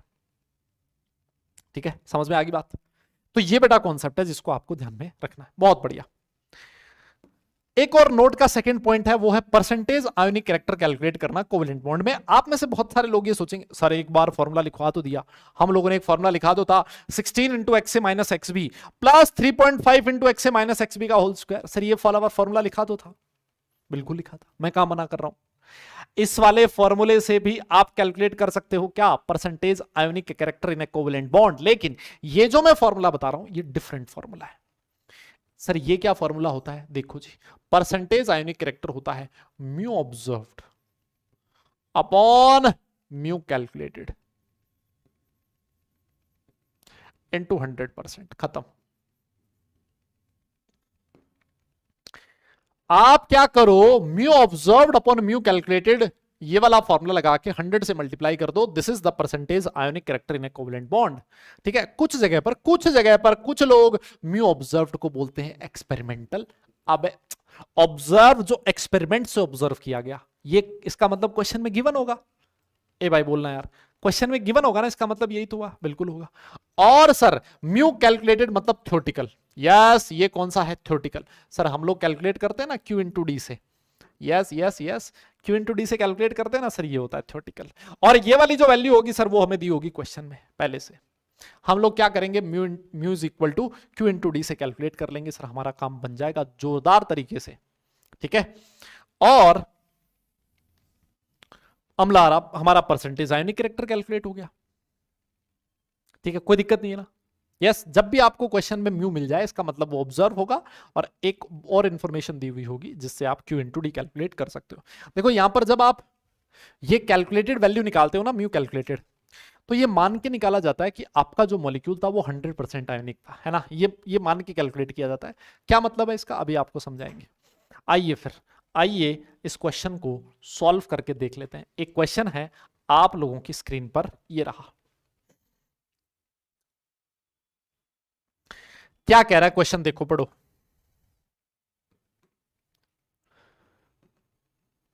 क्वेश्चन की लैंग्वेज कहती है कि calculate the percentage ionic character of bond having bond length. लो जी, बॉन्ड लेंथ की वैल्यू दे रखी है, बोले तो डी का वैल्यू दे रखा है सर कितना, 0.22 एंगस्ट्रॉम। ठीक है, और क्या दे रखा है sir, 1.82 by as its dipole moment. अरे भाई ये कौन सा डाइपोल मोमेंट दिया है सर, ये म्यू ऑब्जर्व्ड दिया है। ऑब्वियस सी बात है, म्यू ऑब्जर्व्ड की वैल्यू ही हमें क्वेश्चन में गिवन होती है। यस, अब मैं क्या करूंगा, म्यू कैलकुलेटेड फाइंड करूंगा। सर म्यू कैलकुलेटेड के लिए फॉर्मूला लगाएंगे हम लोग, क्या, क्यू इंटू डी। ठीक है, ये डी आपको एंगस्ट्रॉम में दे रखा है, मैंने इसको मीटर में कन्वर्ट कर लिया, 10⁻⁻10 मीटर। एंगस्ट्रॉम में था, मीटर में कैलकुलेट कर लिया। ठीक है, अब सर क्यू कितना लें, सर क्वेश्चन में क्यू तो बोला हुआ ही नहीं है। यस यस यस, क्यू हमें बोला हुआ नहीं है। तो देखो मैंने ये बात बोली, ए और बी है, इस पे पार्शियल पॉजिटिव होगा, इस पे पार्शियल नेगेटिव होगा। जब मैं म्यू कैलकुलेट कर रहा हूं, जब मैं ये कैलकुलेट कर रहा हूं, तो मैं मान के चल रहा हूं कि यहां पर जो चार्ज है इसके ऊपर, जो क्यू है वो है 1 यूनिट चार्ज। मैं क्या मान रहा हूं कि इस पे चार्ज कितना है +1, इस पे चार्ज कितना -1। और बेटा +1 और -1 किस में आता है, जब आपका बॉन्ड कंप्लीट आयोनिक होता है तब +1 -1 आता है, जैसे NaCl में Na+ और Cl-। लेकिन सर यहां तो आयोनिक नहीं है, नहीं है बेटा, लेकिन हम लोग ये मान के कि म्यू ऑब्जर्व्ड में जो क्यू रहा होगा ये उस तरह से कैलकुलेट करना है जिस तरह से कि आपका मॉलिक्यूल कैसा रहा हो, 100% आयोनिक रहा हो। ठीक है, और इस पे अगर चार्ज 1 यूनिट है, इसका मतलब सर क्यू का जो वैल्यू रहेगा वो 1 यूनिट चार्ज का मतलब 1.6 इंटू 10⁻⁻19 कूलम। और सर डी हमारे पास है, डी हमारे पास है 0.22 इंटू 10⁻10 मीटर। सर यहां से मैं क्या करूंगा, म्यू कैलकुलेटेड निकाल लूंगा और ये हो जाएगा 1.6 इंटू 0.22 इंटू 10⁻29 कूलम मीटर। ठीक है, अब देखो आपके पास ये वाला जो म्यू है ये तो है डिबाई में, और ये वाला जो म्यू है ये है कूलम मीटर में। यस, आपकी मर्जी है, आप चाहो तो इस डिबाई को कूलम मीटर में कन्वर्ट कर लो, या फिर आप चाहो तो इस कूलम मीटर को डिबाई में कन्वर्ट कर लो। आपको रिलेशन बता रखा है 1 debye is equal to 3.33 into 10⁻30 coulomb metre. ठीक है ना, तो ये आपकी श्रद्धा है, क्या करना चाहो क्या ना करना चाहो। इस डिबाई को कूलम मीटर या फिर कूलम मीटर को डिबाई में, तुम जैसे तुम्हारी मर्जी हो वैसे कर लेना।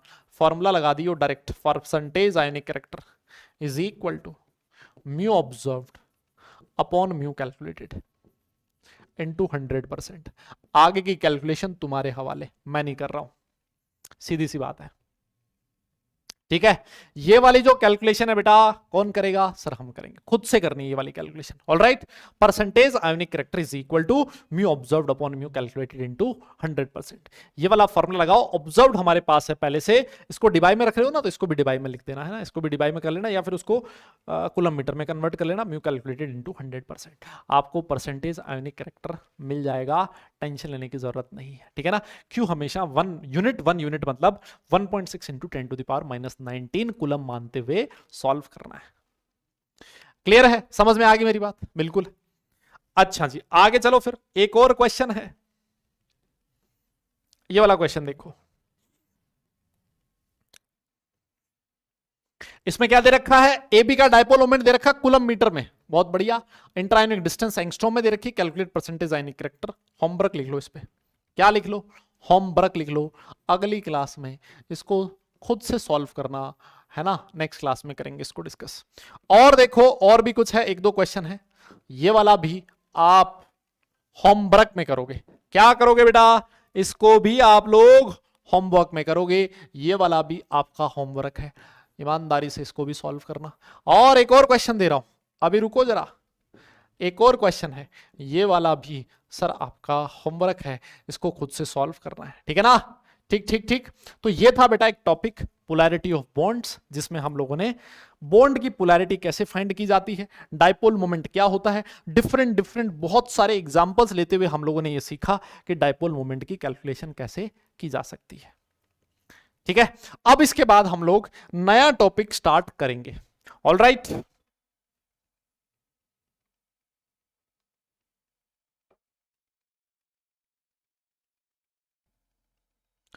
चलो जी, तो बेटा अगला जो टॉपिक हम लोग पढ़ने वाले हैं वो है covalent character in ionic bond.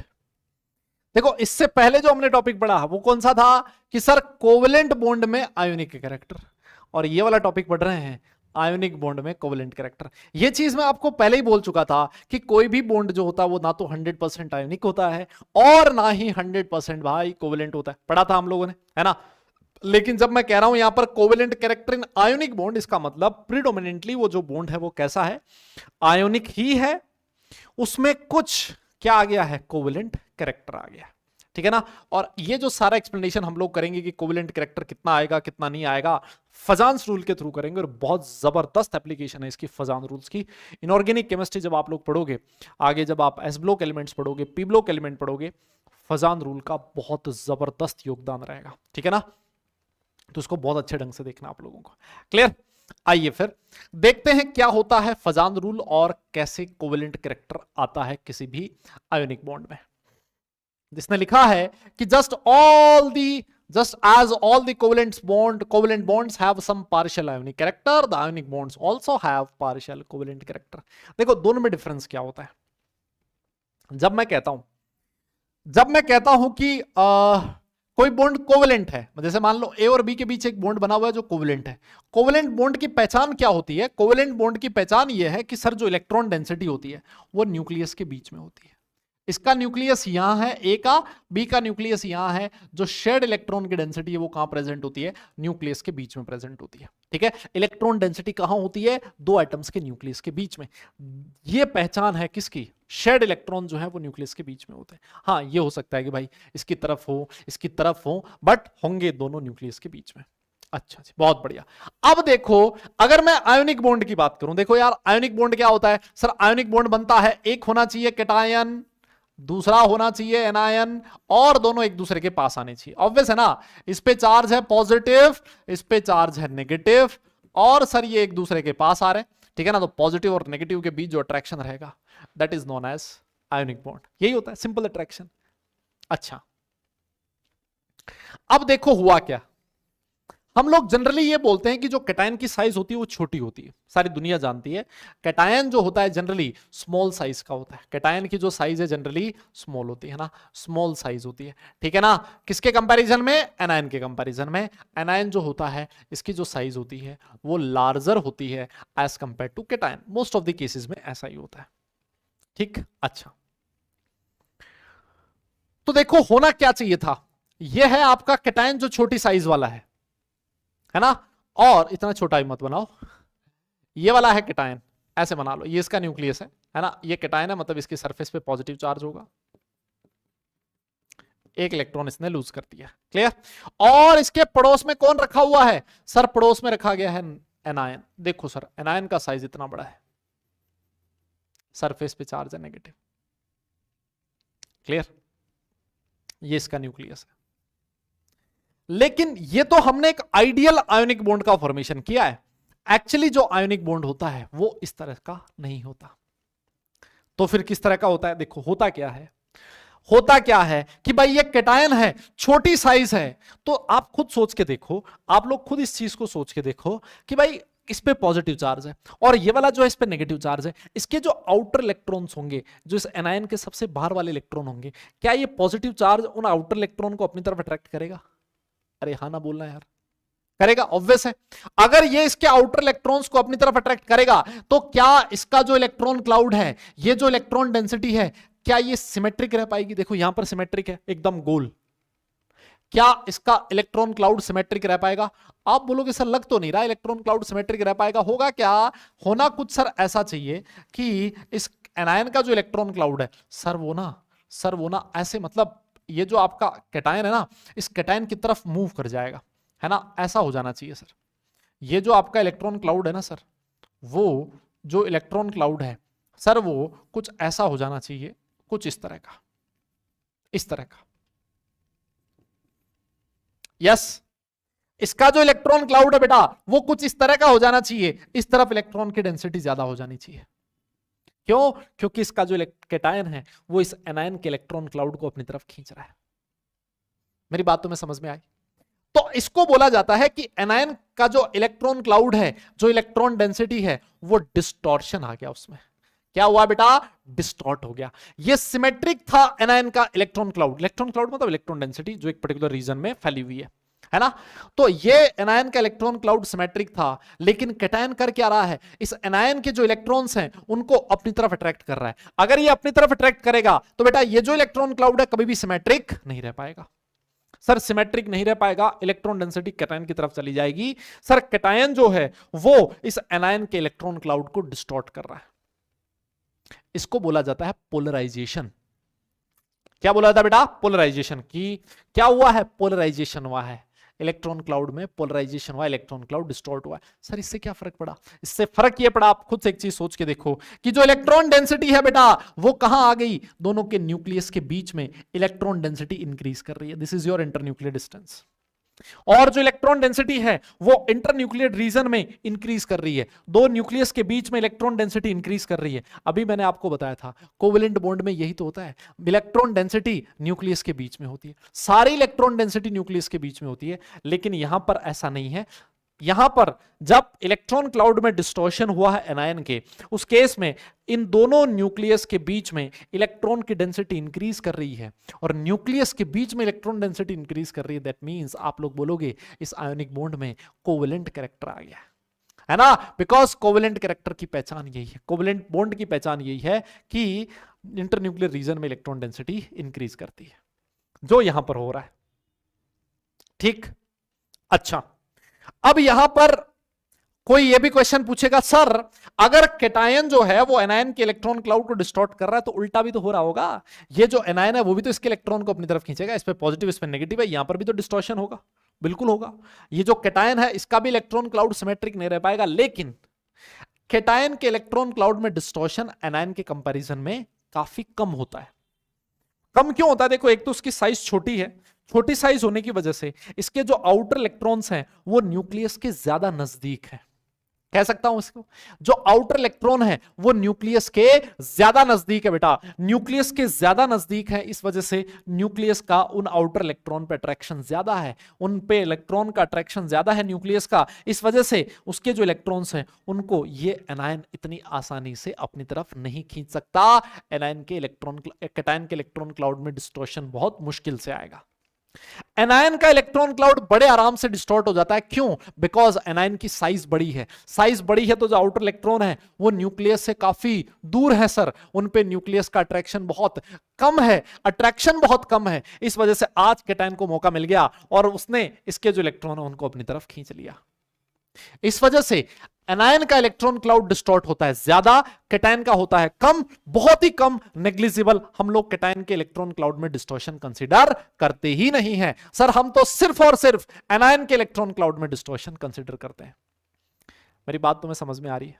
Yes, अच्छा, तो सर कैटायन ने एनायन के इलेक्ट्रॉन क्लाउड को डिस्टॉर्ट किया और उसकी वजह से क्या हुआ, एक आयोनिक बॉन्ड में कोवेलेंट कैरेक्टर आ गया। तो क्या मैं ऐसे बोल सकता हूं, एनायन के इलेक्ट्रॉन क्लाउड में जितना ज्यादा डिस्टॉर्शन आएगा कोवेलेंट कैरेक्टर उतना ही ज्यादा होगा? अरे हाँ ना बोलना यार, एनायन के इलेक्ट्रॉन क्लाउड में जितना ज्यादा डिस्टॉर्शन आएगा कोवेलेंट कैरेक्टर उतना ही ज्यादा होगा। इसको आप ऐसे भी बोल सकते हो, कैटायन इस एनायन के इलेक्ट्रॉन क्लाउड को डिस्टॉर्ट कर रहा है, कैटायन की इलेक्ट्रॉन क्लाउड को डिस्टॉर्ट करने की जो एबिलिटी है, जो उसकी ताकत है, that is known as polarising power. बेटा दो टर्म होती है, अभी मैं आपको लिखवा भी दूंगा, ये है ना, दो अलग अलग टर्म होती है, एक होती है पोलराइजिंग पावर, पोलराइजिंग पावर, और एक और टर्म होती है जिसको बोला जाता है पोलराइजिबिलिटी, है ना। Polarisability is defined for anion and polarising power is defined for cation. ठीक है, इस बात को समझना।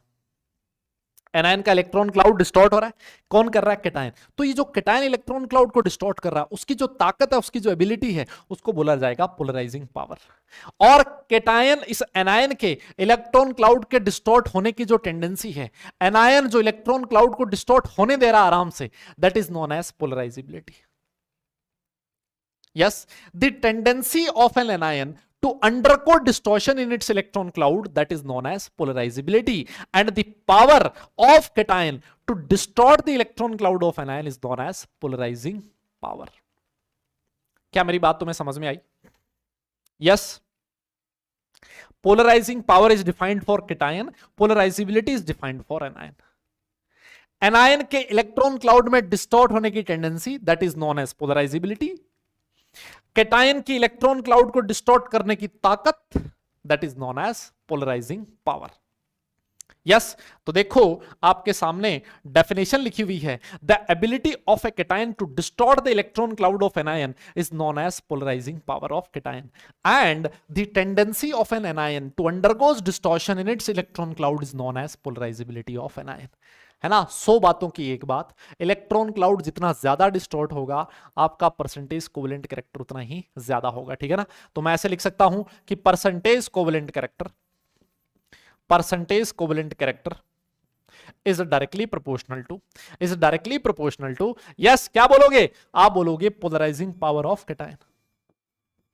अरे हाँ ना बोल भाई, क्या ऐसे लिख सकते हो?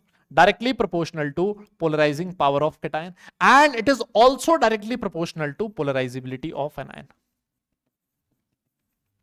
It is also directly proportional to polarisability of anion. बहुत ही इंपॉर्टेंट कॉन्सेप्ट है ये फजान्स रूल, बहुत प्यारा कॉन्सेप्ट है, बहुत इंपॉर्टेंट इसमें से क्वेश्चंस पूछे जाते हैं।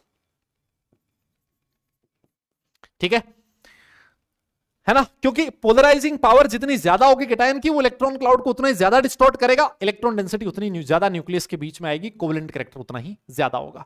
वैसे ही अगर मैं बोलूं एनायन की पोलराइजिबिलिटी जितनी ज्यादा है, इसका मतलब एनायन का इलेक्ट्रॉन क्लाउड में डिस्टॉर्शन उतनी आसानी से होगा, जितना आसानी से इलेक्ट्रॉन क्लाउड में डिस्टॉर्शन होगा आपका परसेंटेज कोवेलेंट कैरेक्टर उतना ही ज्यादा होगा। और मेरे हिसाब से ये आप लोग एक चीज जानते हो ना यार दादा, कि कोवेलेंट कैरेक्टर अगर ज्यादा है, कोवेलेंट कैरेक्टर अगर ज्यादा है, इसका मतलब आयोनिक कैरेक्टर उतना ही कम है। आना बोलना पड़ेगा इस बात में, यस, कोवेलेंट कैरेक्टर जितना ज्यादा, आयोनिक कैरेक्टर उतना ही कम होगा। तो ये तो कोवेलेंट कैरेक्टर का ऑर्डर है, आयोनिक कैरेक्टर का ऑर्डर उतना ही उल्टा हो जाएगा। ठीक है, तो ये हो गया बस फजान रूल में, इतना लंबा चौड़ा और कुछ भी नहीं। अब आपको सिर्फ ये सोचना है, अब आपको ये सिर्फ ये सोचना है कि कब कैटायन ज्यादा इलेक्ट्रॉन क्लाउड को डिस्टॉर्ट करेगा, कब एनायन ज्यादा इलेक्ट्रॉन क्लाउड में डिस्टॉर्शन होगा। तो देखो सिंपल सा कॉन्सेप्ट है, तुम्हें खुद सोच लो, तुम खुद सोच के मुझे बताओ, एनायन की साइज जितनी बड़ी होगी, खुद सोचो, एनायन की साइज जितनी बड़ी होगी उसका इलेक्ट्रॉन क्लाउड क्या उतनी ही आसानी से डिस्टॉर्ट होगा? नहीं, सोच के बता दो, एनायन की साइज जितनी बड़ी होगी क्या उसका इलेक्ट्रॉन क्लाउड उतनी ही आसानी से डिस्टॉर्ट होगा? अरे सर बिल्कुल होगा। कैसे? जितनी बड़ी साइज, आउटर इलेक्ट्रॉन पे न्यूक्लियस का अट्रैक्शन उतना कम, कैटायन आसानी से खींचेगा, आसानी से खींचेगा तो इलेक्ट्रॉन क्लाउड उतना ही आसानी से डिस्टॉर्ट होगा। तो मैं ऐसे कह सकता हूं कि जो पोलराइजिंग पावर, पोलराइजिबिलिटी होती है एनायन की, it is directly proportional to anion की साइज। एनायन की साइज जितनी ज्यादा होगी उसकी पोलराइजिबिलिटी उतनी ज्यादा होगी और परसेंटेज कोवेलेंट कैरेक्टर भी उतना ही ज्यादा होगा। यस यस यस, आप बताओ, देखें ये बात, क्या मेरी बात आपको समझ में आई? ये पहला पॉइंट। और अगर मान लो कैटायन की साइज इतनी छोटी है, उसके आउटर इलेक्ट्रॉन पे न्यूक्लियस का अट्रैक्शन उतना ज्यादा है, इलेक्ट्रॉन डेंसिटी उतनी ज्यादा है, तो वो इसके इलेक्ट्रॉन क्लाउड को उतना ही ज्यादा अपनी तरफ खींचेगा, उसकी पोलराइजिंग पावर उतनी ही ज्यादा होगी। और पोलराइजिंग पावर ज्यादा, इसका मतलब परसेंटेज कोवेलेंट कैरेक्टर भी ज्यादा होगा। तो सबसे जो पहला पॉइंट बोला फजान ने, सबसे जो पहला पॉइंट बोला फजान ने, उसने यही कहा कि कैटायन की साइज इतनी छोटी और एनायन की साइज इतनी बड़ी, परसेंटेज कोवेलेंट कैरेक्टर उतना ही ज्यादा होगा। ठीक है, तो जैसे मान लो मैं आपसे क्वेश्चन पूछूं,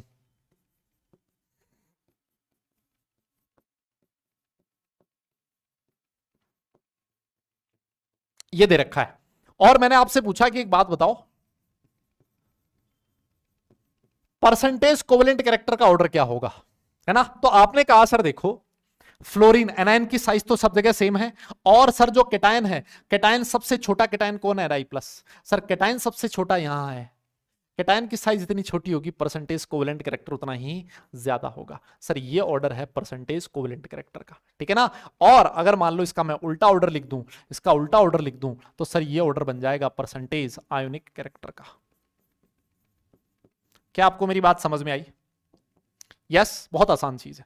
और देखो एग्जांपल, जैसे मान लो मैंने ऐसे लिखा, LiF, LiCl, LiBr और LiI, आपसे क्वेश्चन पूछा है, बताइए परसेंटेज कोवेलेंट कैरेक्टर किसका ज्यादा होगा?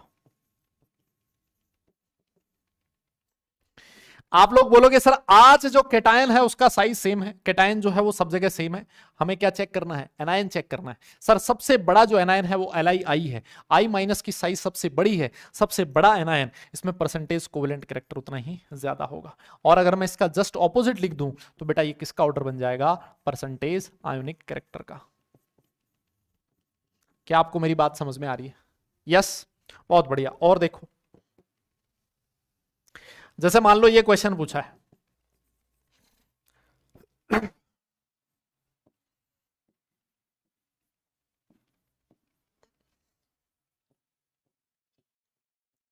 कार्बोनेट्स दे रखे हैं, परसेंटेज कोवेलेंट कैरेक्टर का ऑर्डर पूछा है, बता सकते हो ना आप लोग यार? भाई Be2+, सर सबसे छोटी साइज है कैटायन की, एनायन तो सब जगह सेम है, सबसे छोटी साइज कैटायन की है, इसका मतलब sir percentage of covalent character भी सबसे ज्यादा होगा। ये सबसे पहला पॉइंट था किसका?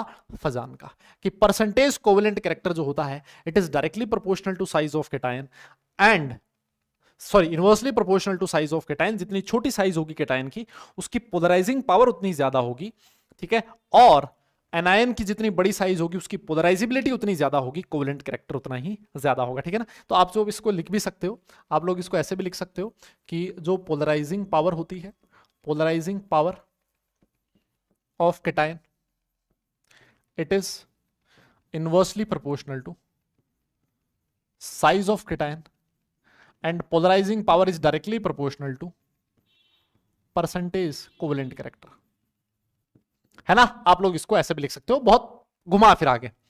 और देखो आप लोग ऐसे भी लिख सकते हो कि polarisability of anion is directly proportional to size of anion and it is also directly proportional to percentage covalent character, ठीक है। कोई परेशानी नहीं है मेरे हिसाब से, इसमें बहुत आसान चीज है, बहुत ही सिंपल सी चीज है, हम लोगों ने बड़े ही प्यार से इस चीज को समझ लिया है। क्लियर, बहुत बढ़िया। और देखो सेकंड पॉइंट देखते हैं। अब तुम एक बात बताओ, केटायन की साइज छोटी कब होगी? जब उस पे ज्यादा पॉजिटिव चार्ज होगा। जैसे अगर मान लो मैं तुमसे पूछूं A+, A2+ और A3+, सबसे छोटी साइज किसकी है? A2+ और AC3+। आप बोलोगे सर सबसे छोटी साइज है A3+ की।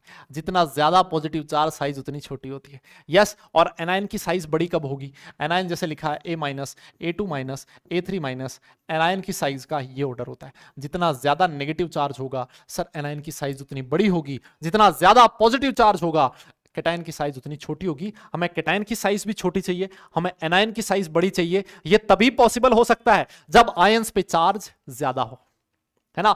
जितना ज्यादा चार्ज होगा आयंस पे, आप लोग बोलोगे the greater the covalent character, उतना ही ज्यादा कोवेलेंट कैरेक्टर प्रेजेंट होगा। मेरी बात तुम्हें समझ में आई? अगर ये समझ में आई तो मुझे एक बात बताओ, इसका ऑर्डर बता दो। एक लिखा है बेटा LiCl, है ना, और एक लिखा है BeCl2। आपसे क्वेश्चन पूछ लिया परसेंटेज कोवेलेंट कैरेक्टर का ऑर्डर क्या होगा, तो आपने सीधा सा जवाब दे दिया सर यहां पर Li पे चार्ज है +1, बेरिलियम पे चार्ज है +2, सर केटायन पे चार्ज ज्यादा है, केटायन पे चार्ज ज्यादा है तो परसेंटेज कोवेलेंट कैरेक्टर भी ज्यादा होगा। खत्म। यस, जैसे मान लो लिखा है, एक लिखा है SnCl2, एक लिखा है SnCl4। आपसे क्वेश्चन पूछ लिया बताइए परसेंटेज कोवेलेंट कैरेक्टर का क्या ऑर्डर होगा। आपने कहा सर SnCl2 में चार्ज है +2, SnCl4 में चार्ज है +4। सर +4 है तो परसेंटेज कोवेलेंट कैरेक्टर ज्यादा होगा। बात समझ पा रहे हो? और देखो AlF3, Al2O3, Aln, percentage covalent character का ऑर्डर पूछा है, जल्दी बताओ। इन तीनों में परसेंटेज कोवेलेंट कैरेक्टर का ऑर्डर पूछा है, जल्दी बताओ किसका परसेंटेज कोवेलेंट कैरेक्टर मैक्सिमम होगा?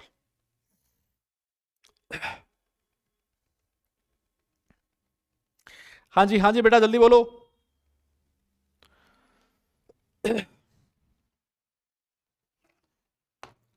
वाह, अरे भैया सीधी सी बात है। देखो केटायन तो सेम है ना, सिर्फ क्या चेक कर लो, एनायन चेक कर लो। सर यहां पर जो एनायन है सर इस पे चार्ज है -1, सर यहां पर जो एनायन है उस पे चार्ज है -2, यहां पर जो एनायन है उस पे चार्ज है -3। सर एनायन की साइज जितनी बड़ी होगी परसेंटेज ऑफ कोवेलेंट कैरेक्टर उतना ही ज्यादा होगा। मेरी बात तुम्हें समझ में आ गई है शायद? यस, तो बेटा ये ऑर्डर है किसका? परसेंटेज कोवेलेंट कैरेक्टर का, ठीक है ना। तो साइज ऑफ केटायन जितनी छोटी हो, एनायन की साइज जितनी बड़ी हो, कोवेलेंट कैरेक्टर ज्यादा। केटायन पे जितना ज्यादा चार्ज हो या फिर एनायन पे जितना ज्यादा चार्ज हो, कोवेलेंट कैरेक्टर भी उतना ही ज्यादा होगा, ठीक है। अब हम लोग आगे बढ़ते हैं, एक और केस।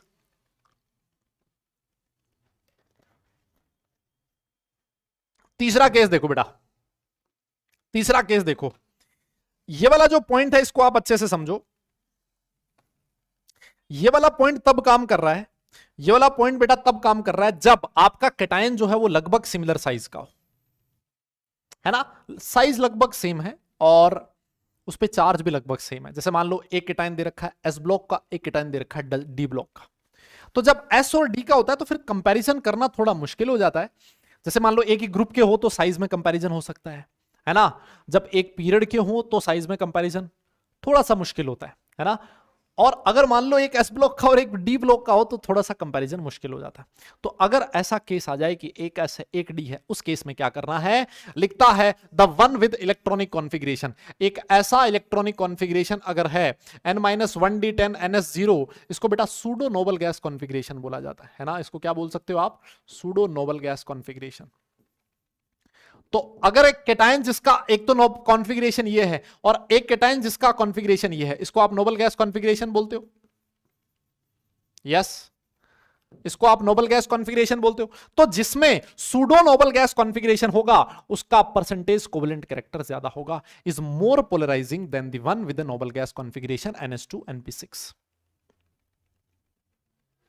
नहीं समझ में आया होगा तुम्हें। n-1d10 ns0 का क्या मतलब है, इसका मतलब अभी थोड़ी देर में समझ लेते हैं। देखो, जैसे मान लो एक एग्जांपल दिया है मैंने आप लोगों के सामने, एक एग्जांपल दिया है, लेट से आपसे पूछा है NaCl और CuCl, बताइए इन दोनों में किसका परसेंटेज कोवेलेंट कैरेक्टर ज्यादा होगा। ठीक है, NaCl और CuCl में किसका परसेंटेज कोवेलेंट कैरेक्टर ज्यादा होगा। तो आप लोग देखो Na के पास गए है ना, आपने कहा जी यहां पर Na पे चार्ज है +1, यहां पर Cu पे चार्ज है +1, चार्ज सेम है, साइज भी लगभग सेम है, बिकॉज ये S ब्लॉक है और ये D ब्लॉक का है, बहुत ज्यादा साइज में डिफरेंस है नहीं। आपने कहा सर सोडियम जो है इसका इलेक्ट्रॉनिक कॉन्फ़िगरेशन होगा नियॉन 3s1। अगर आपने Na+ लिख दिया तो Na+ का कॉन्फ़िगरेशन आ गया नियॉन, नियॉन मतलब 3s2 2s2 2p6, ऐसे लिख सकता हूं। आउटर मोस्ट जो शेल होगा उसका कॉन्फ़िगरेशन 1s2 2s2 2p6, ऐसे लिख सकता हूं ना। ये देखो ns2np6 कॉन्फ़िगरेशन है सर, ये नोबल गैस कॉन्फ़िगरेशन है, इसी को तो बोलते हैं हम लोग नोबल गैस कॉन्फ़िगरेशन। अरे बोलो, ठीक है जी, बहुत बढ़िया बात है। अब आओ आप कॉपर के पास। सर जो कॉपर है उसका इलेक्ट्रॉनिक कॉन्फ़िगरेशन होता है आर्गन 4s1 3d10। अरे बोलो, यही होता है ना, आर्गन 4s1 3d10। तो सर अगर आपने कॉपर +1 लिखा है ना, तो सर ये होगा आर्गन 4s वाला इलेक्ट्रॉन उड़ गया 3d10 4s0। देख रहे हो आप लोग, argon 3d10 4s0, noble gas के बाद 3d10 4s0। n की वैल्यू कितनी है 4, सर n का वैल्यू 4 है तो ये है ns0 n-1d10। This is known as pseudo noble gas configuration, this is known as pseudo noble gas configuration. मेरी बात तुम्हें समझ में आ रही है। तो इसका मतलब यह है कि जो Cu+ है इसकी पोलराइजिंग पावर Na+ के कंपैरिजन में ज्यादा है, और अगर ऐसा है तो इसका परसेंटेज कोवेलेंट कैरेक्टर ज्यादा होगा। ये ऑर्डर होगा बेटा किसका, परसेंटेज कोवेलेंट कैरेक्टर का। मेरी बात तुम समझ पाएगा? हाँ जी, क्लियर है? यहां तक कोई परेशानी नहीं होनी चाहिए। This is the order for percentage covalent character. आप लोग क्या करो, अगर एक एस ब्लॉक का हो एक डी ब्लॉक का हो तो इस मेथड से करो। एक का कॉन्फ़िगरेशन नोबल गैस कॉन्फ़िगरेशन आएगा, एक का configuration pseudo noble gas configuration आएगा, कंपैरिजन करना बहुत ही आसान होगा। ठीक है, और देखो एग्जांपल और देख लो। एक और एग्जांपल लिखा है जैसे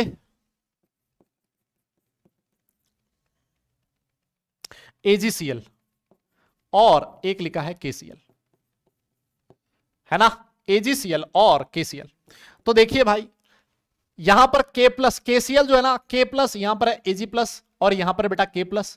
ठीक है, जो आपका K+ होगा उसका कॉन्फ़िगरेशन आप लोग लिख सकते हो। पोटेशियम जो होता है वो क्या होता है, सोडियम के नीचे आता है ना, सोडियम के नीचे आता है ना, तो नियॉन के बाद आएगा आर्गन, ये होगा बेटा आर्गन 4s1। क्या होगा, आर्गन 4s1। यही होगा क्या, 19 होता है ना इसका। तो अगर मैं K+ लिख दूं तो ये क्या आएगा, आर्गन आएगा, और आर्गन आने का मतलब अगर आउटर मोस्ट शेल देखोगे तो 3s2 3p6 होगा कि नहीं होगा। चेक करो, क्या ये कॉन्फ़िगरेशन ns2np6 है? सर बिल्कुल है। तो सीधी सी बात है, आर्गन है इसका मतलब ये नोबल गैस कॉन्फ़िगरेशन रखता है। सर बिल्कुल रखता है, नोबल गैस कॉन्फ़िगरेशन रखता है। अच्छा, Ag+ देखो, Ag देखो जी, Ag कहां आता है, देखो कॉपर के नीचे आता है Ag। कॉपर का इलेक्ट्रॉनिक कॉन्फ़िगरेशन क्या था, Ar 3d10 4s1। ये क्या होगा, क्रिप्टन 4d10 5s1। मैं ऐसा लिख सकता हूं, यस। तो इसका मतलब Ag का जो कॉन्फ़िगरेशन होगा वो है नोबल गैस 4d10 5s1। और अगर मान लो आपको लिखना है Ag+ का कॉन्फ़िगरेशन तो बेटा ये हो जाएगा noble gas 4d10 5s0। Sir ये है ns0 n-1d10। सर ये है सूडो नोबल गैस कॉन्फ़िगरेशन। क्या है? Pseudo noble gas configuration. अगर किसी कैटायन के पास सूडो नोबल गैस कॉन्फ़िगरेशन है तो सर उसकी पोलराइजिंग पावर ज्यादा होगी एज कंपेयर टू दिस, है ना। और अगर ऐसा है तो इसमें परसेंटेज कोवेलेंट कैरेक्टर ज्यादा हो जाएगा इसके कंपैरिजन में। आप लोग मेरी बात को समझ पा रहे हो कि नहीं समझ पा रहे हो? बोलना पड़ेगा भैया, बोलना पड़ेगा। क्या ये बात आपको समझ में आई क्या? क्लियर? बहुत आसान है बेटा, बहुत आसान है, सिंपल। एक एस और एक डी मिलते ही ये वाला काम आप कर लिया करो।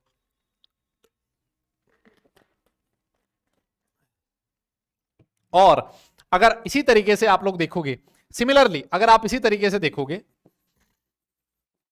सिमिलरली अगर आप इसी तरीके से देखोगे तो जो HgCl2 होगा उसमें परसेंटेज कोवेलेंट कैरेक्टर CaCl2 से ज्यादा होगा। सेम मेथड है, Hg2 plus pseudo noble gas configuration आएगा और Ca2 प्लस जो होगा बेटा वो नोबल गैस कॉन्फ़िगरेशन होगा। बस इतनी सी कहानी है, ठीक है ना। तो ये 3 पॉइंट थे जो फजान ने हमको बताए। कौन कौन से? वापस देखो। सबसे पहला, केटायन का साइज होना चाहिए छोटा, एनायन का साइज होना चाहिए बड़ा, कोवेलेंट कैरेक्टर ज्यादा होगा, पहला पॉइंट। दूसरा, कैटायन और एनायन पे होना चाहिए चार्ज ज्यादा, जितना ज्यादा चार्ज होगा परसेंटेज कोवेलेंट कैरेक्टर उतना ही ज्यादा होगा। तीसरा, अगर चार्ज और साइज लगभग सेम हो तो जिस कैटायन का noble pseudo noble gas configuration होता है उसकी पोलराइजिंग पावर ज्यादा होती है, और पोलराइजिंग पावर ज्यादा है मतलब परसेंटेज कोवेलेंट कैरेक्टर भी ज्यादा होगा। बस इतनी सी कहानी है जो आपको ध्यान में रखनी है।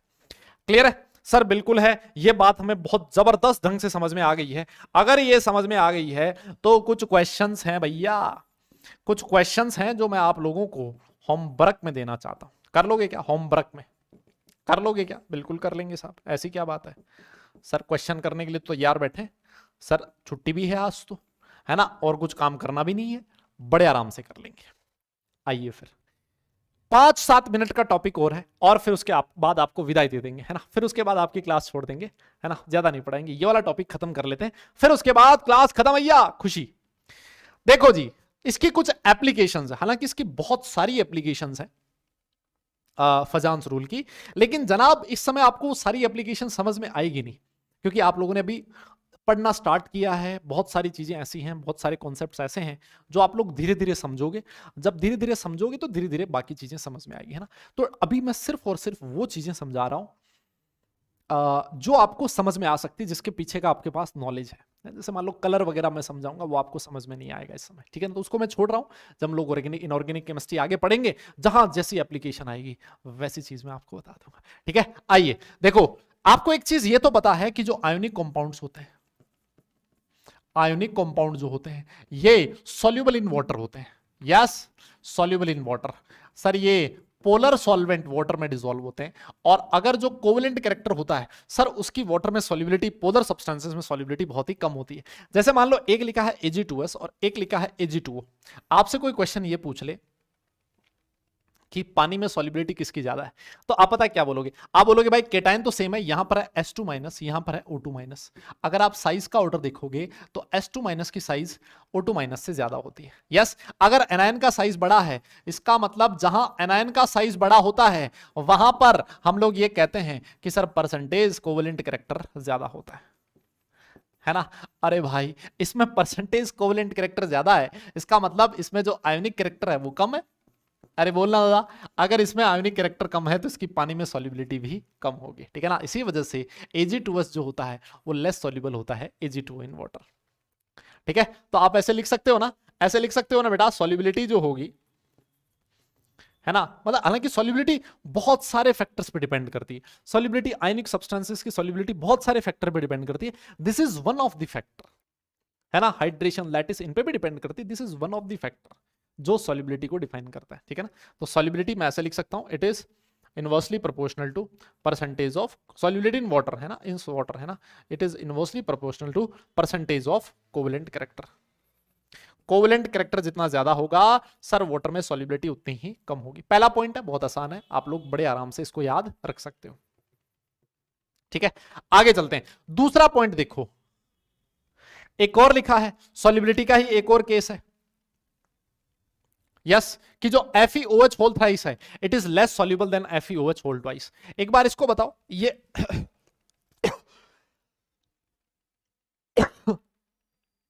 ऐसा क्यों हुआ? ऐसा क्यों हुआ बेटा?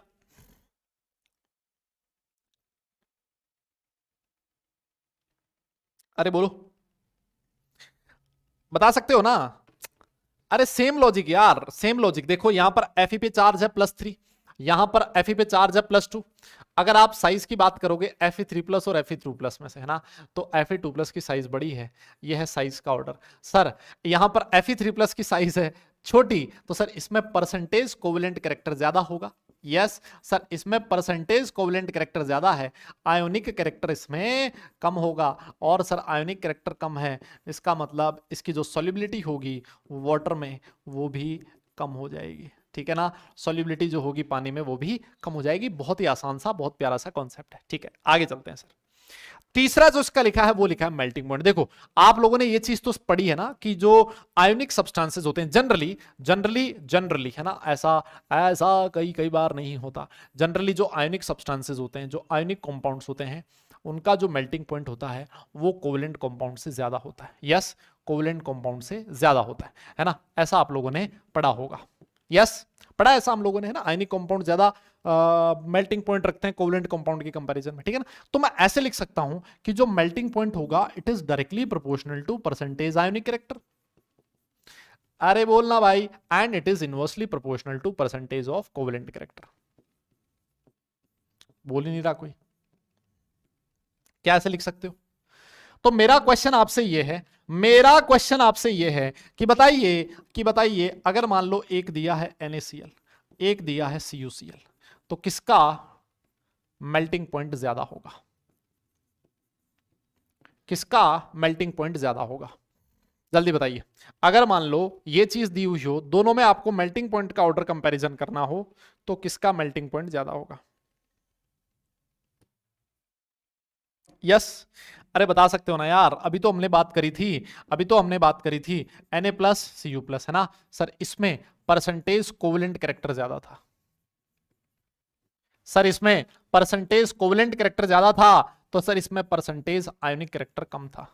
और सर अगर आयोनिक कैरेक्टर कम है, इसका मतलब मेल्टिंग पॉइंट भी कम होगा, ठीक है ना। तो मेल्टिंग पॉइंट किसका ज्यादा था? CuCl। हाँ हाँ, नहीं नहीं नहीं नहीं, उल्टा उल्टा, ऑपोजिट ऐसे लिखोगे आप, ठीक है ना। तो ये चीज आप इसका एप्लीकेशन ये भी लिख सकते हो। जैसे मान लो और पूछा है तुमसे, बेटा मांगे कार, स्कूटर, और इसमें तुमसे मेल्टिंग पॉइंट का ऑर्डर पूछ लिया। तो अभी हमने पढ़ा था कि सर डाउन द ग्रुप जाने पर कैटायन की साइज बढ़ रही है, कोवेलेंट कैरेक्टर कम होगा, आयोनिक कैरेक्टर बढ़ेगा, और आयोनिक कैरेक्टर बढ़ेगा तो मेल्टिंग पॉइंट भी बढ़ेगा। यस, तो ये एप्लीकेशन है जिससे आप मेल्टिंग पॉइंट का अंदाजा लगा सकते हो कुछ कंपाउंड्स के केस में। तो फजान रूल जो होता है वो यहां पर भी काम में आ सकता है। और सबसे last application, but not the least, सबसे लास्ट, थर्मल स्टेबिलिटी। सर कोई अगर कहे कि ये जो कंपाउंड है इसकी थर्मल स्टेबिलिटी ज्यादा है, इसका मतलब क्या है? इसका मतलब यह है कि वो हाई टेम्परेचर पे ज्यादा स्टेबल है, स्टेबल एट हाई टेम्परेचर। इसका मतलब क्या है कि वो हाई टेम्परेचर पे ज्यादा स्टेबल है, वो ज्यादा हाई टेम्परेचर सहन कर सकता है। जो जितना ज्यादा थर्मली स्टेबल है ना, जिसकी थर्मल स्टेबिलिटी जितनी ज्यादा है, सर वो उतना ही ज्यादा टेम्परेचर सहन कर सकता है, टूटेगा नहीं तब तक, है ना। तो खुद सोच के देखो, हम लोग ये बोलते हैं कि आयोनिक बॉन्ड मजबूत होता है, तो इसी वजह से ऐसा कहा जाता है, ऐसा कहा जाता है। हालांकि थर्मल स्टेबिलिटी भी बहुत सारे फैक्टर्स पे डिपेंड करती है, लेकिन एक वन ऑफ द फैक्टर ये है कि thermal stability is directly proportional to percentage of ionic character and it is inversely proportional to percentage of covalent character, है ना। ये बहुत ही इंपॉर्टेंट फैक्टर है, बहुत इंपॉर्टेंट है थर्मल स्टेबिलिटी। काफी सारे क्वेश्चंस इसमें से पूछे जाते हैं। जैसे अगर मान लो मैं आपके सामने लिखूं कुछ एग्जांपल्स, लीना करे रब से फरियाद, है ना। अगर मान लो इसमें तुमसे पूछा जाए कि बताओ थर्मल स्टेबिलिटी का ऑर्डर क्या होगा, है ना, आंख बंद करके कह देना कि Li2CO3 सबसे छोटा कैटायन है, कोवेलेंट कैरेक्टर ज्यादा है, आयोनिक कैरेक्टर कम है, इसकी थर्मल स्टेबिलिटी सबसे कम होगी। कार्बोनेट्स, जो ग्रुप 1 के कार्बोनेट्स होते हैं, उनकी thermal stability down the group जाने पर इंक्रीज करती है, because of the same logic. जो बाइकार्बोनेट्स होते हैं LiHCO3, इनकी भी थर्मल स्टेबिलिटी इनकी भी thermal stability down the group जाने पर इंक्रीज करेगी।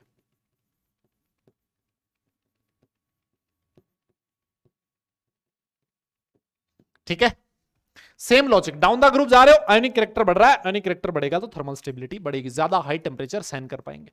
जैसे मान लो ऐसा लिखा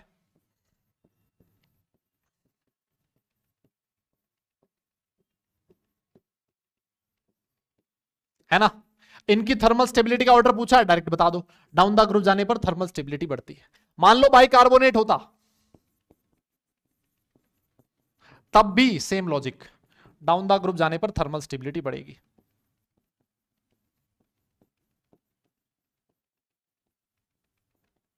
ठीक है, मान लो सल्फेट होता, beryllium sulphate, magnesium sulphate, calcium sulphate, strontium sulphate है ना, और बेरियम सल्फेट। सर यहां पर भी डाउन द ग्रुप जाने पर थर्मल स्टेबिलिटी बढ़ती है। ठीक है ना, तो ये जो ऑर्डर है, ये ऑर्डर आप हम लोग कहां पढ़ेंगे, एस ब्लॉक एलिमेंट्स में पढ़ेंगे, है ना, ये थर्मल स्टेबिलिटी का ऑर्डर। लेकिन हमने यही पढ़ लिया बिकॉज कॉन्सेप्ट तो यहीं से सीखा है ना यार। वहां पर मैं वापस आपको याद दिलाऊंगा, देखो हम लोगों ने थर्मल स्टेबिलिटी का ये वाला ऑर्डर पढ़ा था, है ना, वो चीज हम लोग वापस पढ़ेंगे। क्लियर है, मेरे हिसाब से ये कहानी आपको समझ में आई। ये थी बेटा एप्लीकेशंस। बस आज के लिए इतना ही करेंगे। होमवर्क, होमवर्क क्या है, आज आपको कोई डीपीपी नहीं मिली है, आप लोगों को जो क्लास में दिया है, ठीक है, उसको कर लेना अच्छे से। और क्या करना है सर, रिवीजन करना है सर, एक बार के लिए बढ़िया ढंग से रिवाइज करके आना है। नेक्स्ट क्लास में अगला टॉपिक स्टार्ट करेंगे, सबसे पहले क्वेश्चंस होमवर्क वाले जो हैं वो डिस्कस करेंगे, फिर उसके बाद नेक्स्ट टॉपिक स्टार्ट करेंगे जिसका नाम है मॉलिक्यूलर ऑर्बिटल थ्योरी। भर भर के क्वेश्चन पूछे जाते हैं उससे जेईई में। ठीक है, तो आज ये वाला जो सेशन है, बहुत ज्यादा मैंने लंबी क्लास नहीं ली है तुम्हारी, it is less than 1 I guess 1.25 घंटे से भी कम क्लास में खत्म कर दिया। वैसे एक्स्ट्रा क्लास थी, ज्यादा लेनी चाहिए थी, लेकिन कोई बात नहीं, एक्स्ट्रा क्लास में वैसे भी ज्यादा पढ़ाया जाता है जब लाइव नहीं होती तो। ठीक है, चलो फिर नेक्स्ट क्लास में रिवाइज करके आना। सारे लोग अपना ख्याल रखें, खुश रहें, हंसते मुस्कुराते रहें, और पढ़ाई जरूर करते रहें बेटा, क्योंकि सिर्फ मुस्कुराने से काम नहीं चलेगा, काम तो पढ़ने से चलेगा। ठीक है, चलो फिर tata bye bye, love you all.